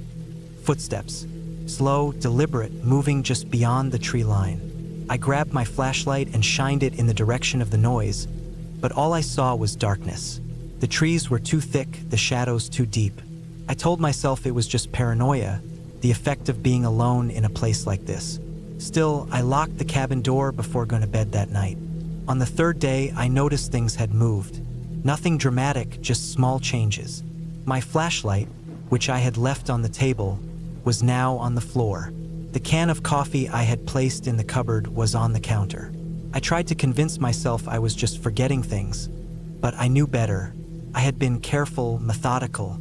I didn't like the feeling creeping into my gut. That night, the noises came again, but this time they were closer. Footsteps, slow, careful, circling the cabin. I sat in the dark, listening. My hands gripped the blanket tightly, my breathing shallow. The steps would pause, then start again like someone was waiting, listening. I held my breath and waited too. Then they stopped. I stayed awake for hours, heart pounding, staring at the ceiling. When morning came, I checked outside. Nothing.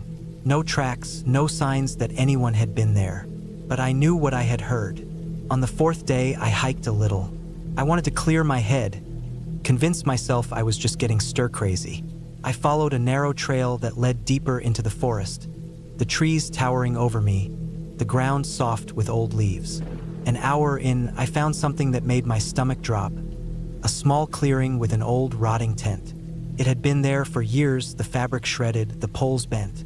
Scattered around it were torn clothes, a rusted camping stove, a backpack with a broken zipper, and a knife. It was half buried in the dirt, its blade covered in rust. I didn't touch it. Something about the whole scene felt wrong, like I had stumbled onto something I wasn't supposed to see. I turned and walked back to the cabin, faster than before, constantly looking over my shoulder. That night, I barely slept. I kept my flashlight next to me, my knife under the pillow. Every noise made me jump. Around midnight, I heard something different. Not footsteps this time, breathing. Just outside the window. Deep, slow breathing. I stayed completely still. My heart felt like it was going to explode. The breathing went on for what felt like forever, then stopped. I don't know how long I stayed frozen like that. Eventually, exhaustion took over, and I must have dozed off because when I opened my eyes again, the first light of dawn was creeping through the curtains. That morning, I made a decision. I was leaving. I packed up my things, loaded them into the SUV, and started the engine. As I turned onto the dirt road, I felt relief wash over me. But then, in my rearview mirror, I saw something that made my blood run cold. A figure stood at the tree line, tall, motionless, watching. I couldn't make out any details, just the outline of a man. I didn't stop. I didn't slow down. I drove until I hit the main road, until I was miles away from that cabin, from whatever had been out there. I never reported it. What would I even say? That I heard footsteps? That I saw someone standing in the woods? Maybe it was just some drifter, someone living out there, scavenging. Or maybe it was something worse. I still think about that cabin sometimes. About the noises, the moved objects, the breathing outside my window. I tell myself it was nothing, that I was just imagining things. But I don't really believe that. And I know deep down that whoever or whatever was out there was real. I never liked the woods. Something about them always made me feel uneasy. The way the trees closed in, how sound seemed swallowed up by the thick air. But when my brother convinced me to take a solo weekend at a remote cabin he found online, I figured I'd give it a shot. He said it would be good for me. Some peace and quiet away from the city, a break from work. He even covered the rental, so I had no excuse to say no. The drive out was long and winding. Paved roads turned to gravel, then dirt. My phone lost signal an hour before I even reached the place. It was deeper in the forest than I expected, hidden away like some forgotten relic. When I pulled up, the cabin was exactly what the pictures showed. Small, wooden, with a porch that creaked under my steps. The key was waiting under the mat like the owner had promised. Inside, it was simple. A single room with a kitchen tucked into the corner, a wood stove against the far wall, and a bed that looked like it had seen better days. The only other door led to a tiny bathroom with a rust-stained sink and a shower barely big enough to turn around in. The windows were old, their frames swollen from years of rain, and the floorboards groaned with every step. It was quiet, too quiet. I told myself that's what I came for, but the silence felt heavy, like the air itself was watching. I tried to ignore it. I unpacked my bag, set up my laptop on the rickety table, and decided to make the best of it. No distractions, no noise, just me and the woods. That first night, I didn't sleep well. The bed was uncomfortable, but it was more than that. I kept waking up, convinced I had heard something outside. A branch snapping, the soft crunch of leaves. Maybe an animal. But every time I sat up and listened, there was nothing. Just the cabin settling, the wind against the roof. The second day, I went for a walk.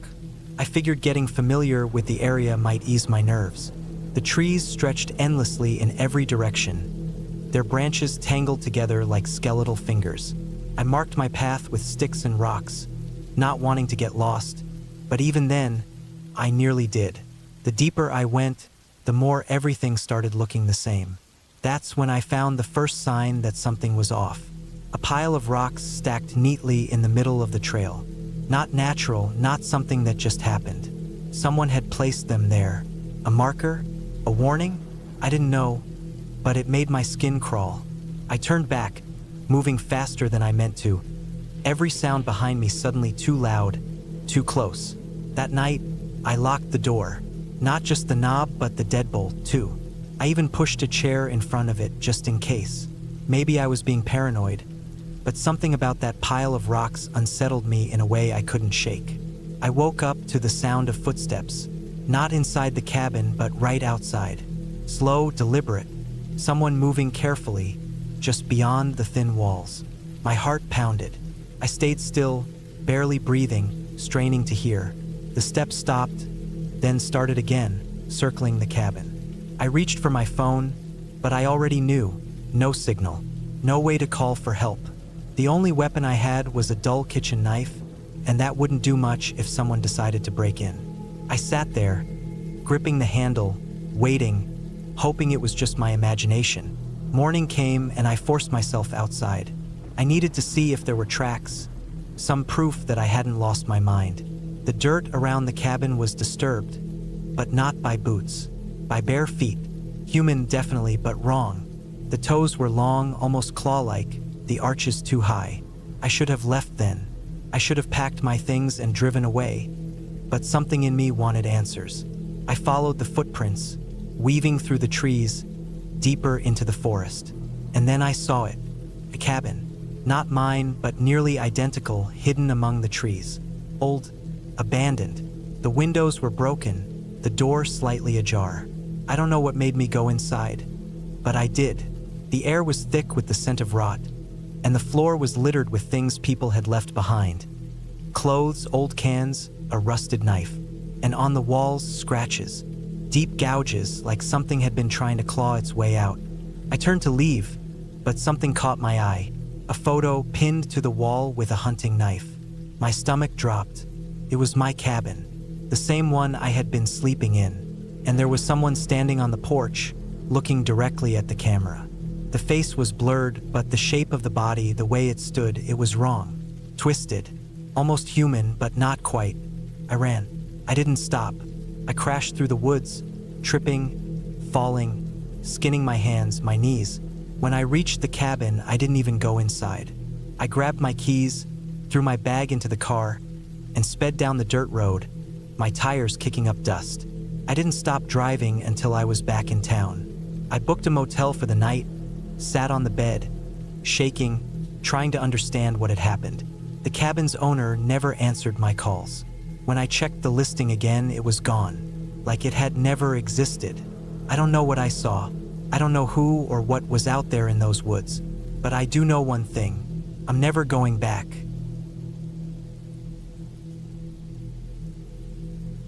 I should have never gone up there alone. Looking back, every choice I made that weekend was a mistake. But at the time, I thought I was just getting away from everything. A break from the city, from the noise, from the constant rush of people moving around like they had somewhere important to be. I wanted silence, peace. What I got instead was something else entirely. The cabin belonged to my uncle. He used it for hunting season, but he hadn't been up there in years. He told me it was still in decent shape, but I should bring extra supplies just in case. I loaded up my truck with enough food and water for a few days, a small generator, my rifle, and a few other essentials. The drive up took longer than I expected. The roads were mostly dirt, rough and uneven. I had to slow down more than once to keep from damaging my truck suspension. By the time I pulled up to the clearing where the cabin stood, the sun was already dipping behind the trees. It looked just as I remembered, small, weathered, surrounded by dense forest. A single window on the front, shutters hanging slightly askew, and a porch that creaked under my boots as I stepped onto it. The door was stiff, and I had to put my shoulder into it to get it open. Inside, the air was stale, thick with dust and the faint scent of old wood. A few dead leaves had blown in through the cracks around the door, scattering across the floor. I set my bags down and did a quick check of the place. There wasn't much to it. One main room with a fireplace, a small kitchenette, a cot in the corner, and a door leading to the tiny bathroom. The water didn't run anymore, but there was a well out back. My uncle had left a few old lanterns, a stack of firewood, and some canned food in the cabinets. It would do. After unpacking, I stepped outside to get some air. The trees were tall and thick, their branches swaying slightly in the breeze. The forest was quiet, not completely silent, but still enough that I could hear every rustle of leaves, every distant crack of a branch. I didn't think much of it then. I should have. That first night, I slept lightly. The cot was stiff, and the forest made strange noises. I kept my rifle within arm's reach just in case. At some point, I must have dozed off because the next thing I knew, I was waking up to a sound outside. A dull, rhythmic thudding. I sat up, heart pounding. Listened. The sound was slow, steady. Not footsteps, not an animal. It was coming from the woods. I grabbed my flashlight, crept to the window, and shined it out into the trees. Nothing. Just darkness and the endless stretch of trunks disappearing into the night. The sound stopped. I stood there for a long time, waiting, but nothing else happened. Eventually, I convinced myself it was just a tree branch falling or something shifting in the night. I went back to bed but didn't sleep much. The next morning, I went out to check around the cabin. The ground was undisturbed. No tracks, nothing out of place. Maybe I had imagined it.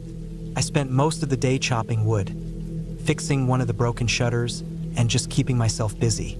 By evening, I had almost forgotten about the noise. Almost. That night, it happened again. The same slow, steady thudding. I sat up, listening, heart hammering in my chest. This time, it was closer. I didn't move, didn't breathe, just listened. Then silence. I held onto my rifle and stayed awake for hours, staring at the door, waiting. Nothing. I must have drifted off because the next thing I knew, sunlight was streaming through the window. I forced myself up, body aching from lack of sleep, and stepped outside. There were tracks this time.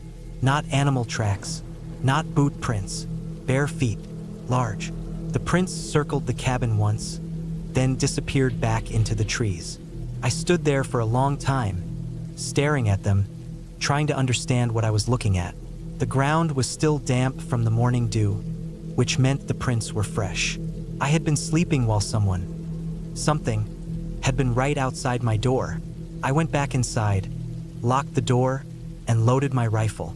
I thought about leaving right then and there, but I told myself it was probably just some local messing around. Maybe a hunter, maybe a drifter. I didn't know, but I wasn't going to let them scare me off. That night, I didn't sleep. I sat in a chair facing the door, rifle in my lap, waiting. The hours crawled by. The forest was too quiet. The air felt thick, heavy. Around midnight, I heard it again. Thud, thud, thud. Slow, deliberate. I raised my rifle, pointing it at the door. My heart pounded so hard I thought it might burst. The sound stopped. I stayed like that for what felt like forever, but nothing happened. No movement. No more sounds. Morning came. I stepped outside, rifle in hand. The prints were back, fresh, circling the cabin once again. This time, they didn't lead back into the trees. This time, they led to the well. I walked over, every muscle in my body tense. Peered inside. Nothing. Just dark water, still and undisturbed. I left that afternoon, packed up my things, loaded my truck, and didn't look back. I told myself I was overreacting, that it was nothing, but I never went back. Neither did my uncle. To this day, I don't know what was out there. I don't want to know. I had no reason to be out there. If I'm being honest, I had every reason not to be. It wasn't a vacation. It wasn't some life-affirming getaway. It was me running. I needed space, needed to be away from people, from the noise, from everything that felt like it was choking me back in the city. I thought a cabin deep in the woods would be the answer, a place where no one could find me, where I could sit in the quiet and breathe again. I found it online, some old rental tucked away in a place that barely had a name. The pictures made it look cozy, small but comfortable, a simple wooden structure with a front porch and a fire pit out back. The owner's description made it clear that it was isolated. No Wi-Fi, no service, no neighbors for miles. That was exactly what I was looking for. The drive up was long, the kind of long that makes you second guess if you made a wrong turn somewhere. The road twisted through miles of thick trees, the kind that seemed to swallow the sunlight the deeper you went. My GPS cut out an hour before I arrived, but the instructions were clear enough to follow. By the time I saw the cabin, the sun was beginning to dip behind the trees, the sky turning that deep shade of orange that meant night wasn't far off. It looked just like the pictures. Weathered wood, a small porch, a single window on the front that was dark and empty. I parked beside it, stepping out onto the uneven dirt. The air smelled damp, like moss and pine, and the only sounds were the soft rustling of leaves and the distant call of some unseen bird. No traffic, no voices, no city hum, just silence. Inside, the cabin was as simple as I expected. A small kitchen area, a fireplace, a couch that looked like it had seen better days. There was a single bedroom in the back, just big enough for a bed and a dresser, and a tiny bathroom with rust stains in the sink. It smelled stale, like the windows hadn't been opened in a long time. But I didn't care. It was quiet. That's all I wanted. That first night was peaceful. I made a small fire in the fireplace, heated up a can of soup on the gas stove, and sat on the couch staring at nothing. No notifications, no voices, just me and the crackling of the fire. I slept better than I had in months. The next morning, I woke up early. The light streamed in through the thin curtains, casting long shadows across the wooden floor. Felt good. I made some coffee, stepped out onto the porch, and just listened. Nothing but trees stretching out in every direction. It should have felt freeing, but there was something else too. Something I couldn't place. A feeling just beneath the surface. I brushed it off, just my mind adjusting to the quiet. I spent the day exploring the area. There wasn't much to see. Just trees, more trees, and a narrow stream about a 10-minute walk from the cabin. I followed the water for a while, kicking stones, letting my thoughts drift. Felt good to be out there, away from everything. It wasn't until I started heading back that I noticed something strange. Footprints. Not mine. Not fresh either, but deep enough in the soft earth to still be visible. They led in the same direction I was walking, toward the cabin. I stopped, looked around. No one. Just trees and the faint sound of the water behind me. I told myself they were old. Maybe the owner had been out here at some point. Or maybe another renter. I kept walking. That night, I locked the door. I hadn't thought to do it the night before. It hadn't felt necessary. But something about those footprints sat in the back of my mind. The woods were empty, I told myself. I was alone. The next few days were quiet, uneventful. I settled into a routine. Waking up early, drinking coffee on the porch, walking through the woods, cooking whatever simple meal I had brought. I tried reading, but my mind wandered. I tried writing, but the words felt forced. Then, on the fourth night, I woke up to a sound. It wasn't loud, just a soft, shuffling noise. At first, I thought it was the wind, but then I heard it again, closer, a slow, deliberate step on the porch. I lay there, completely still. My heartbeat pounded in my ears. I strained to hear, but the sound was gone, just silence. I told myself it was an animal, a raccoon maybe, something sniffing around, but I didn't get up to check. I just lay there, listening until I finally fell back asleep. The next morning, I found something strange on the porch. The wooden planks were dusty, covered in a thin layer of dirt from the trees, but near the door, the dust had been disturbed. A footprint, a bare footprint. I stared at it for a long time. My own feet had never touched that spot. I always wore shoes outside. It was too clear, too defined to be old. I felt something then, a pressure in my chest, a deep, twisting unease. I wasn't alone. I spent the rest of the day in a fog. My mind tried to come up with explanations, but none of them sat right. By the time the sun began to set, I had made up my mind. I was leaving in the morning. That night, I barely slept. Every creak, every rustle outside sent my heart racing. I kept the fire going, the flickering light casting shadows across the walls. Then, just past midnight, I heard it again. The sound on the porch. Slow, steady. I gripped the blanket, barely breathing. The floorboards creaked. Then, a soft rattle at the door handle. Not forceful, just testing. I didn't move, couldn't. The door was locked. It had to be enough. Minutes passed. Then, the sound of retreating footsteps. I stayed awake until dawn. As soon as there was enough light, I packed my things. I didn't care if I left anything behind. I grabbed my keys, stepped onto the porch, and froze. The footprints. They led away from the door, down the steps, and into the trees. Bare footprints, deep, fresh, leading into the woods. I didn't stop to think. I got in my car, started the engine, and drove. The trees blurred past, my hands white-knuckled on the wheel. I didn't look in the rearview mirror. I didn't stop until I was miles away, back on the main road, where I finally got a signal. I never reported it, never told anyone what happened. What would I even say? But sometimes, late at night, I still think about that cabin, about the footprints, about the slow, careful sound of someone testing the door. And I wonder, how long had they been watching me before I ever heard a sound?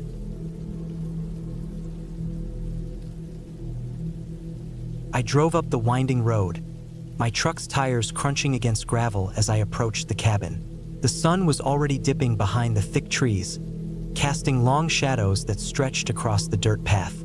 The air smelled like pine, damp earth, and something faintly metallic. I rolled my window down to get a better breath of the fresh mountain air, but instead, a chill crawled up my spine. It wasn't from the cold. The cabin belonged to a friend of mine, Greg. He had been letting me use it for the weekend. Work had been stressing me out, and I needed to get away. I wasn't one of those guys who believed in the whole being one with nature thing, but I figured a couple of days in the middle of nowhere could do me some good.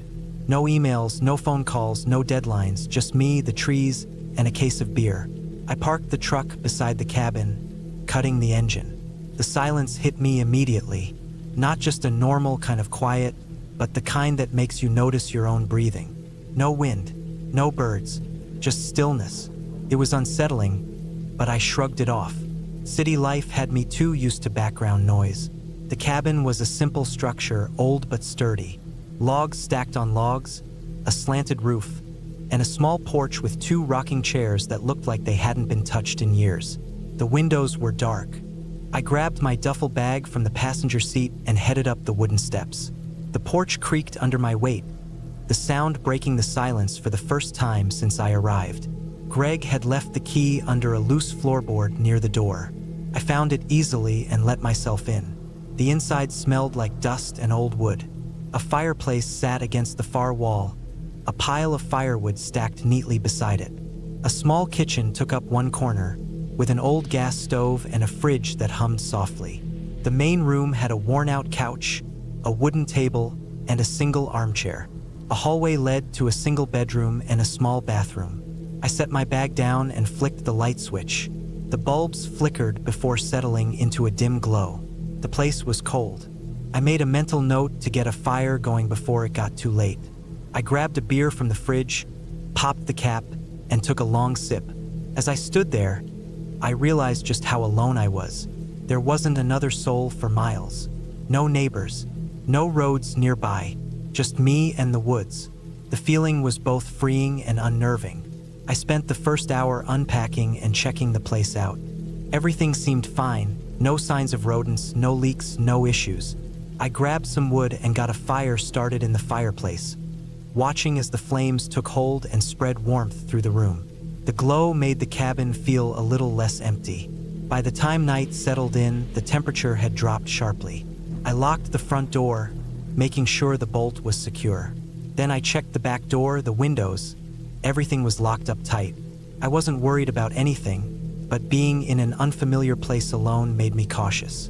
I settled onto the couch with my beer, staring at the fire. The crackling was soothing. My mind started to drift when a sound outside made me sit up. It was faint, barely noticeable over the fire, but it was there, a soft crunch, like a footstep on dry leaves. I held my breath, listening. Nothing.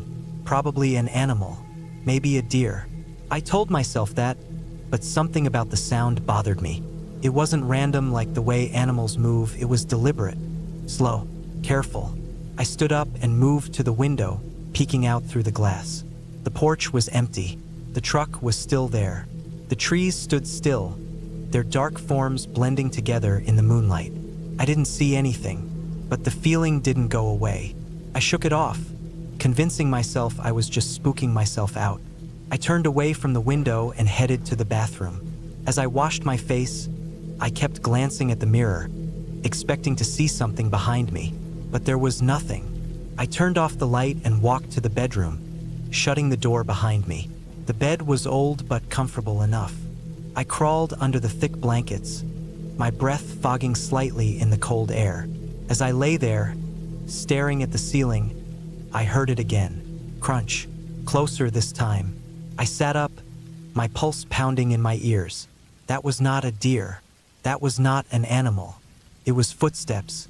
Human footsteps. I slid out of bed as quietly as I could, reaching for my duffel bag. I kept a hunting knife in there, just in case. My fingers closed around the handle just as something brushed against the window outside. A shadow passed by the thin curtains. I froze. My grip tightened on the knife. The sound of slow, deliberate breathing filled the silence. Not mine. Someone was outside my bedroom window. I didn't move. I didn't breathe. I waited. Minutes passed. The breathing stopped. The shadow was gone. I forced myself to move, creeping toward the window, gripping the knife so hard my hand ached. I lifted the curtain just an inch, peering out. Nothing. I didn't sleep that night. I sat in bed, knife in hand, staring at the door, listening. When the sun rose, I stepped outside. My stomach dropped. Footprints. Large, deep footprints circled the cabin. They led from the woods to my bedroom window to the front door, and then back into the trees. Someone had been watching me all night. I didn't stay to find out who. I grabbed my bag, threw it in the truck, and left without looking back. I don't know who was out there. I don't know what they wanted. But I do know one thing. I wasn't alone.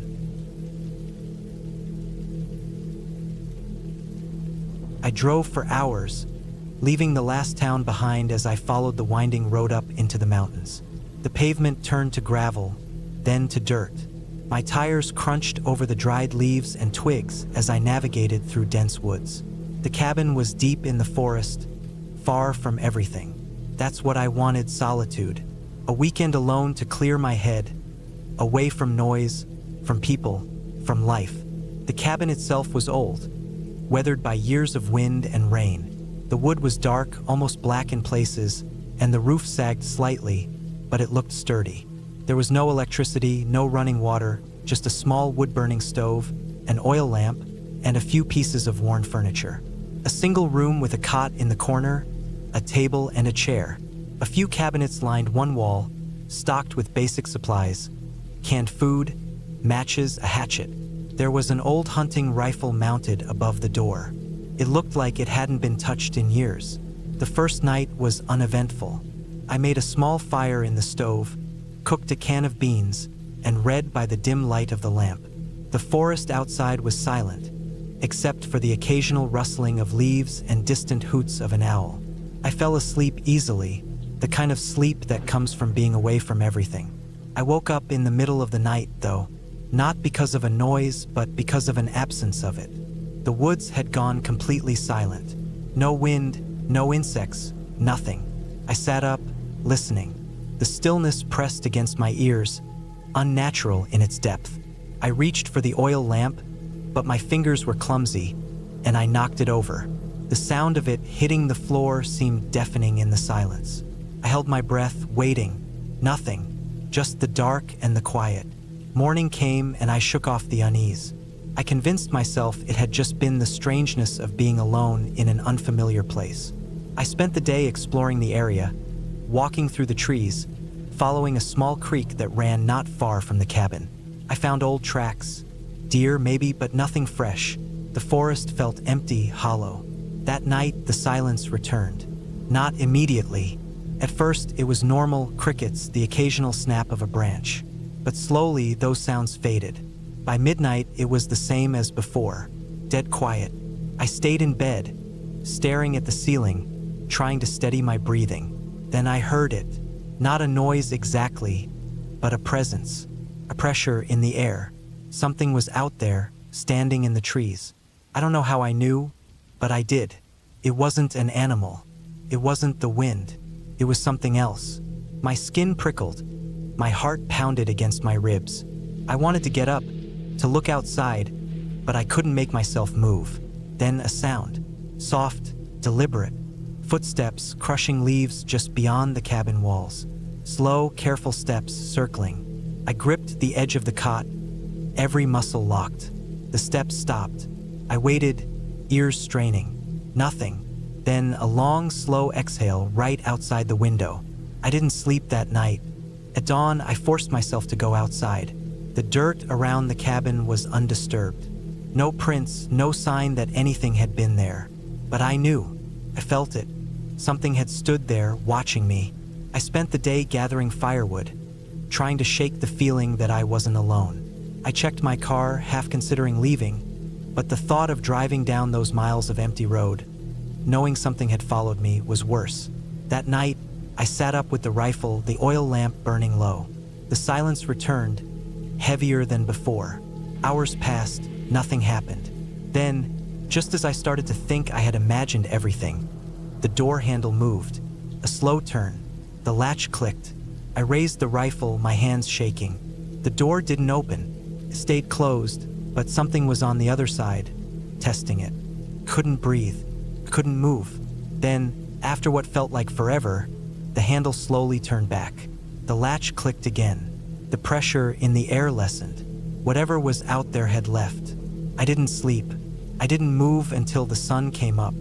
When I finally found the courage to open the door, the world outside looked the same as before. The trees, the dirt, the empty woods. But I knew better. I had never been alone. I packed my things, threw everything into the car. I didn't care about leaving the cabin as it was. I just needed to go. As I backed up, my tires spun for a moment in the loose dirt, and in that instant, I saw them. Footprints, dozens of them circling the cabin, overlapping. They hadn't been there before. I had checked. I didn't stop driving until I was hours away, until the mountains were far behind me. I didn't tell anyone what happened.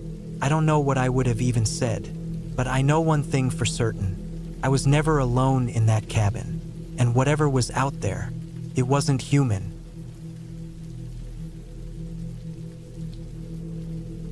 I don't know why I thought going up there alone was a good idea. Maybe I wanted the quiet. Maybe I just wanted to get away from everything. Work had been draining. My apartment felt suffocating. And I figured a few days in the woods would help clear my head. No phone, no emails, just me, the trees, and the old family cabin I hadn't visited in years. The place had been in my family for decades, but no one really used it anymore. My dad used to take me up there when I was a kid, but after he passed, it just sat empty. It wasn't much, just a simple one-room cabin with a small loft, a wood-burning stove, and a creaky front porch. It had no electricity, just a few old lanterns and a propane stove. Water came from a well out back. The nearest town was about 20 miles away, and there was no real road, just a dirt path barely wide enough for my truck. I got there in the late afternoon. The sky was already turning gray, and the wind had that cold bite that let you know winter wasn't far off. I unlocked the rusted padlock on the door, pushed it open, and was immediately hit with the smell of dust, wood, and time. Everything was just as I remembered. Old furniture covered in sheets, a stack of firewood against the wall, a few pots and pans hanging above the tiny sink. The place was cold, but I'd fixed that soon enough. The first thing I did was get a fire going in the stove. It took some effort, but soon, The little cabin started to warm up. I unrolled my sleeping bag on the cot in the corner and set my lantern on the nightstand. My plan was simple: read, maybe write a little, go on a few hikes, and just exist without the constant pull of the outside world. The first night was uneventful. I woke up once to the sound of wind howling through the trees, but that was normal. I fell back asleep and didn't wake up again until the sun was pushing through the cracks in the wooden shutters. The second day was peaceful. I chopped some firewood, made a simple breakfast, and spent the afternoon hiking up one of the old trails my dad used to take me on. Felt good being out there alone. The quiet was thick, heavy, but not in a bad way, just different. That changed on the second night. I was sitting by the fire, writing in my notebook, when I heard something outside. A soft, rhythmic crunching sound. Footsteps on the frost-covered ground. I froze, my pen hovering above the paper. Could have been a deer, maybe a raccoon, but something about the sound felt off. Too slow, too deliberate. I stood up, moved to the window, and peered out into the darkness. The moon was half covered by clouds, but I could still make out the trees, the clearing, the old well. Nothing looked out of place. I waited, my ears straining against the silence. The footsteps had stopped. I told myself it was nothing and went to bed. But sleep didn't come easy. I kept waking up, sure I'd heard something just outside the cabin. A soft shuffle, the creak of wood, like someone shifting their weight on the porch. But every time I got up to check, there was nothing there, just the wind and the trees. The next morning I found tracks. They weren't animal tracks. They were footprints, bare footprints, human. They started near the edge of the clearing, weaved through the trees, and stopped just short of the porch. There were no tracks leading away. I stood there for a long time, staring at them. The ground was hard with frost, and the prints were clear, each toe defined in the dirt. Whoever had made them had been barefoot, in the cold, in the middle of nowhere. I told myself it was an old set of prints, maybe left by some hiker who'd come through weeks ago before the frost set in. But that didn't make sense. No one hiked up here, and the tracks were fresh. I spent the rest of the day feeling on edge. Every sound seemed too loud. Every gust of wind felt like something moving just out of sight. I thought about leaving, but I pushed the idea away. I wasn't going to scare myself out of my own cabin. That night, I locked the door and kept the fire going. I lay in my sleeping bag, my knife within arm's reach, listening. The wind had died down, and the silence felt heavier than before. At some point, I must have dozed off, because the next thing I remember was waking up to the sound of the porch creaking. I didn't move, didn't breathe, just listened. Another creak. Slow, deliberate. Something was out there, standing on the porch. I turned my head toward the window, but all I could see was darkness. Then, softly, something tapped against the glass. A single, deliberate tap. I stayed completely still. My heart was hammering in my chest. Another tap, then another, like someone was testing the glass. I gripped my knife and forced myself to sit up. The room was dim, the fire casting long shadows against the walls. I turned my gaze to the door. The lock was still in place. The door hadn't moved. The tapping stopped. For a long time, nothing happened. Then I heard it. A slow, dragging sound, moving away from the cabin.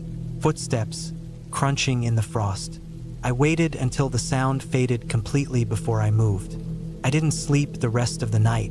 At first light, I opened the door. The air was freezing. My breath came out in thick clouds. I stepped onto the porch and looked down. More footprints, bare, leading from the window across the clearing into the trees. I didn't think. I grabbed my bag, stuffed everything inside, and got the hell out of there. The whole drive back, I kept looking in the rearview mirror, expecting to see something, someone, but the road stayed empty. I don't know who was out there. I don't know what they wanted, and I don't think I ever will. But I do know this. I'm never going back to that cabin again. The drive to the cabin took longer than I expected. The roads were narrow, twisting through dense forest, and the last 30 minutes were nothing but gravel and potholes. My tires crunched over the loose stones. The the sound filling the otherwise silent evening. The sun had already dipped behind the trees, leaving the sky a dark, bruised shade of blue. I hadn't seen another car in over an hour. I rented the cabin for a week. Needed a break from the city, from people, from everything. It wasn't much. A simple wooden structure deep in the woods. No neighbors for miles. No cell service. Just me and the quiet. The photos online made it look cozy. The reality was different. The cabin sat in a small clearing, the trees pressing in on all sides. The wood was old, dark, the kind that absorbed the last light of day rather than reflecting it. A single porch light flickered weakly above the door. There was a firewood pile stacked against the side of the cabin, but it looked damp, useless. I turned off the engine and stepped out. The air smelled like wet earth and pine. My boots sank slightly into the soft ground as I walked up to the front door. The key was in a small lockbox, just as the rental confirmation had said. I punched in the code, took the key, and pushed the door open. The inside was fine. Wooden floors, wooden walls, a small kitchenette, a single bed pushed up against the far wall, a fireplace that hadn't been used in a long time. Dust hung in the air, disturbed by my entrance. There was a table with 2 chairs, a small couch with an old blanket draped over it, and a single window that looked out into the trees. The place smelled stale, like it hadn't been aired out in months. I set my bag down by the bed and walked to the kitchen. The cabinets held a few basic supplies, some canned goods, a half-empty box of pasta, a bottle of oil. The fridge was empty except for a lone bottle of water and a packet of butter. I had brought my own food, so I wasn't worried. After unpacking, I decided to check out the area. Stepping outside, I noticed how eerily quiet it was. No birds, no rustling leaves, just the distant sound of the wind moving through the trees. I walked around the perimeter of the cabin. The forest was dense, the trees packed so tightly together that it was impossible to see more than a few feet in. It gave me an uneasy feeling. I found a small, overgrown path leading away from the cabin. It looked like no one had used it in a long time, but curiosity got the better of me. I walked for about 10 minutes before I saw something strange. A set of footprints in the dirt. They weren't mine. They were old, but definitely human. I crouched down, studying them, barefoot. The prints were deep, like whoever made them was running. My skin prickled. There was no reason for anyone to be out here, especially barefoot. I followed them a little further, but they disappeared into the underbrush. I turned back. The uneasy feeling stayed with me. That night, I built a fire in the fireplace, made myself some dinner, and sat at the table, listening to the crackling flames. The silence outside felt heavier as the night went on. At one point, I thought I heard something, a faint crunching sound, like footsteps on the gravel outside. I froze, listening. Nothing. I checked the window. The porch light barely illuminated the area in front of the cabin, and beyond that, it was just darkness. I told myself it was an animal, maybe a deer. I went to bed early, but I didn't sleep well. I kept waking up, heart pounding for no reason. At one point, I thought I heard something moving outside again. A slow, deliberate sound, like someone shifting their weight on the porch. I held my breath, listening. Silence. The next morning, I found something strange near my car. Footprints. Fresh ones. They circled the vehicle, leading to the driver's side door before stopping. I stood there, staring at them. My own prints were there too, but these were different. Slightly larger than mine. I looked around. The forest was still and empty. I felt watched. The day dragged on. I kept busy, hiking a little, reading, trying to enjoy the solitude. But that feeling never left me. That night, I locked the door, checked the windows twice, and kept the fire going longer than I needed to. I listened for sounds outside. I told myself I was being paranoid. Sometime in the middle of the night, I woke up again. This time, I knew I wasn't imagining it. There was a noise, a faint scraping sound, coming from the door. I didn't move. It stopped. I lay there, heart pounding, staring at the ceiling. A few minutes passed. Then, a soft creak. The sound of weight shifting on the porch. Someone was out there. I stayed perfectly still. My breathing was shallow, my body frozen. The doorknob rattled lightly, then silence. I don't know how long I lay there before I finally got up, moving as quietly as I could. I grabbed my flashlight and a kitchen knife and crept to the window. I angled the light towards the porch. Empty. But then I saw it. The footprints. Fresh, in the dirt, leading from the woods to my door. I didn't sleep the rest of the night. I sat in the chair by the fire, knife in my lap, jumping at every sound. The hours crawled by. When the first light of dawn broke through the trees, I made my decision. I packed my things in under 5 minutes. When I stepped outside, the footprints were gone, like they had never been there. But I knew what I had seen. I drove away without looking back. I never figured out who or what was out there that night. But I know this. I wasn't alone in those woods, and I never will be again. I drove up to the cabin just before sundown. The trees were thick on either side of the road, dark and towering. The gravel crunched under my tires as I pulled up in front of the small wooden structure. It was old, but sturdy, sitting there alone in the middle of nowhere. No neighbors, no streetlights, no cell service. That was the point. I needed space to clear my head, to be away from everything and everyone. I had rented the place for a week. Just me, my thoughts, and the quiet. Stepping out of the car, the air was cooler than I expected. The kind of cold that settles in your bones, even in the early fall. I grabbed my duffel bag from the passenger seat and made my way up the porch steps. The wood creaked beneath my boots. The key was under the mat, just like the owner had said. I unlocked the door and pushed it open. The smell of old wood and dust hit me immediately. The cabin was small. A single room with a kitchenette in the corner, a fireplace against the far wall, and a narrow hallway leading to the bathroom and bedroom. Simple, but enough. I flicked the light switch. Nothing happened. The owner warned me about this. Said the power could be unreliable out here. There were lanterns and a generator if I needed them. I sighed and set my bag down on the floor, my breath already visible in the air. I walked over to the fireplace and stacked a few logs from the pile next to it. A box of matches sat on the mantel. It took a few tries, but soon enough, flames licked at the wood, casting flickering light across the room. The warmth helped, but the shadows in the corners seemed to stretch and deepen. I tried to ignore them. After a quick dinner of canned soup, I unpacked a little. My duffel bag was mostly filled with clothes, a flashlight, a hunting knife I kept just in case, and a book I probably wouldn't read. I laid my things out on the bed in the next room and looked out the single window. Just trees.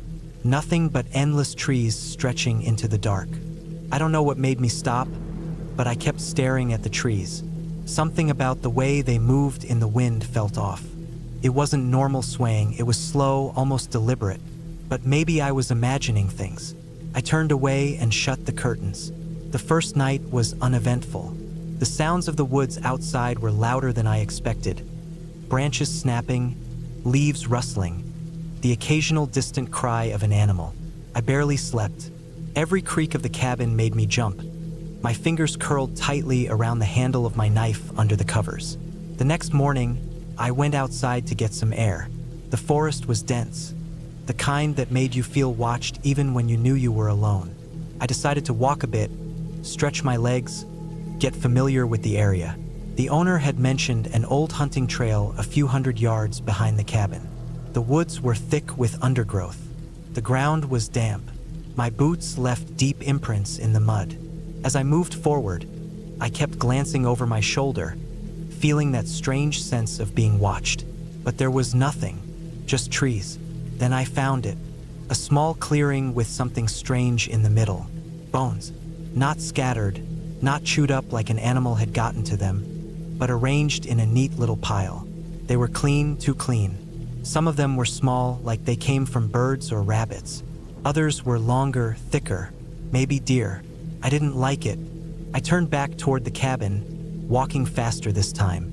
My gut told me something was wrong, and I trusted it. I was trained to. By the time I got back, the wind had picked up. The air was colder now, biting against my skin. I locked the door behind me and stood there for a moment, listening. Nothing, just my own breathing. The second night was worse. I woke up to the sound of something moving outside. Slow, deliberate footsteps on the porch. Not an animal. Too heavy. My heart pounded in my chest as I lay there, gripping my knife. The steps stopped near the door. Silence. Then the doorknob rattled. Not hard, just enough to test it. I didn't move. I barely breathed. The fire had died down, leaving the cabin in almost complete darkness. I sat there for what felt like hours, waiting for something to happen. Eventually, the footsteps moved away, slowly. In the morning, I found footprints in the dirt outside. Bare feet, human. The prints led into the woods, disappearing between the trees. I thought about leaving right then, packing up my things and driving back to town. But I had no real proof of anything, just footprints and fear. And maybe, I told myself, it was some drifter passing through. Maybe they thought the cabin was abandoned. That night, I locked the door, checked the windows twice, and kept my knife within reach. I barely slept. Every noise outside sent my heart racing. The wind howled, the trees creaked, and somewhere, in the middle of the night, I thought I heard breathing just outside the window. The next morning, I found something new. Hanging from the porch just above the door was a small bundle of sticks and bones tied together with string. It hadn't been there the day before. I took it down and threw it into the trees. Then I packed my bag. I didn't care how ridiculous I looked for leaving early. Something wasn't right. My gut screamed at me to go. As I loaded my bag into the car, I glanced back at the trees. For a second, I swore I saw movement. A shape standing between the trunks, too far to make out clearly. Watching. I didn't wait.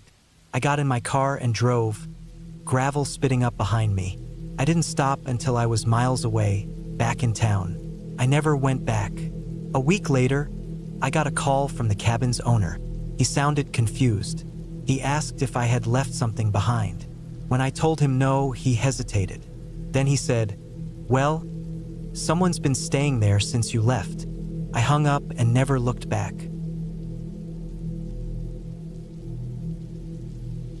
It started as a simple trip, a quiet getaway to clear my mind. A week alone in a rented cabin deep in the woods, away from the noise, the stress, the people. I had been needing this break for months. Work had been suffocating. My personal life had been a mess, and I thought some solitude would help me put things back in order. The cabin was old, built decades ago, maybe longer. It stood at the end of a narrow dirt road, surrounded by thick forest in every direction. The listing said it was secluded and perfect for those seeking solitude. That was exactly what I wanted. When I arrived, the first thing I noticed was the silence. No cars, no voices, just the occasional rustle of the trees when the wind picked up. It was late afternoon when I stepped out of my car. The cabin stood there, small but sturdy, with a slanted roof and a wraparound porch. It had a single chimney, though I doubted I'd use the fireplace. The place had been cleaned before my arrival, but there was still a musty scent in the air, the kind that clings to old wood and fabric. Inside, the layout was simple: one main room with a kitchen area, a small dining table, and a couch near the fireplace. A short hallway led to a bathroom and a single bedroom. The furniture was outdated but functional. A few family photos hung on the walls, the kind with faces faded from years of exposure to sunlight. I unpacked quickly, putting away my groceries, setting up my laptop even though I had no intention of using it much. I had no cell signal out here, and the Wi-Fi was spotty at best. That was fine. I wasn't here to be online. That first night, I sat on the porch with a beer, listening to the wind in the trees. I watched the sun set, the sky turning deep orange before fading to black. It was peaceful, exactly what I had hoped for. But sometime after midnight, I woke up. The cabin was silent, but something felt off. I lay still, listening. At first, I thought it was just the unfamiliarity of the place messing with me. New environments always had a way of making sleep feel lighter. Then I heard it, a sound, faint, almost imperceptible, like something moving inside the cabin. I held my breath, listening harder. It came again, a soft creak, like wood shifting under weight. Not the kind of sound the wind makes, not the house settling. Something else. Something inside. I turned on the lamp beside my bed and sat up. My heart was pounding. I told myself it was just my imagination, that the sound was nothing. But I couldn't shake the feeling that I wasn't alone. I got up, moving carefully, listening for any other noises. I checked the main room, the kitchen, even the bathroom. Nothing. Everything was exactly as I left it. The doors were locked, the windows shut. Still, I couldn't shake the feeling. I went back to bed but left the lamp on. I must have drifted off eventually because the next thing I knew, sunlight was streaming through the window. I told myself I had been paranoid. First night alone in an unfamiliar place. Of course I'd feel uneasy. That's normal. The second night, I locked up just the same, made sure everything was secure before going to bed. I fell asleep faster this time, comforted by the knowledge that I had overreacted the night before. But then I woke up again. This time I heard it clearly. The sound of something shifting inside the cabin. Not just a creak. Something moving. I sat up, my pulse hammering. I turned on the lamp and listened. Silence. I got out of bed, moving slower this time. I checked the main room again. The chairs at the dining table looked different. They weren't how I had left them. One was slightly pulled out, just enough to notice. I felt a cold wave run through me. I knew I hadn't touched that chair.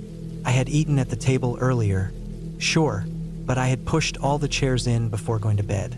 I was certain something was in this cabin, or had been. I checked the doors again, locked. The windows shut. No signs of forced entry. No footprints, no disturbances other than the chair. I told myself I must have misremembered. Maybe I had left it like that. Maybe I was just tired. But deep down, I knew better. I barely slept the rest of that night, jumping at every small sound. When morning came, I felt drained, but I forced myself to go about my day as usual. By the third night, I was on edge before even going to bed. I double-checked everything, made sure every door and window was secure. I even put a chair in front of the bedroom door. It was a ridiculous precaution, but it made me feel better. That night, I didn't just wake up. I was jolted awake. Something had moved in the cabin. I heard it, a sharp creak closer this time. I turned on the lamp, heart pounding. I looked toward the door. The chair I had placed in front of it had moved. Not knocked over, not pushed to the side, just moved. A few inches away from where I had placed it. I couldn't move, couldn't breathe. My entire body was frozen with fear. Something was in here with me. I stayed awake until dawn, barely blinking, my eyes locked on the door. When morning finally came, I packed my things without a second thought. I left the cabin that day, drove away without looking back. I didn't even bother to call the rental company, didn't care about getting my money back. I just wanted to be as far away from that place as possible. I don't know what was in there. I don't want to know, but something was, and it was watching me.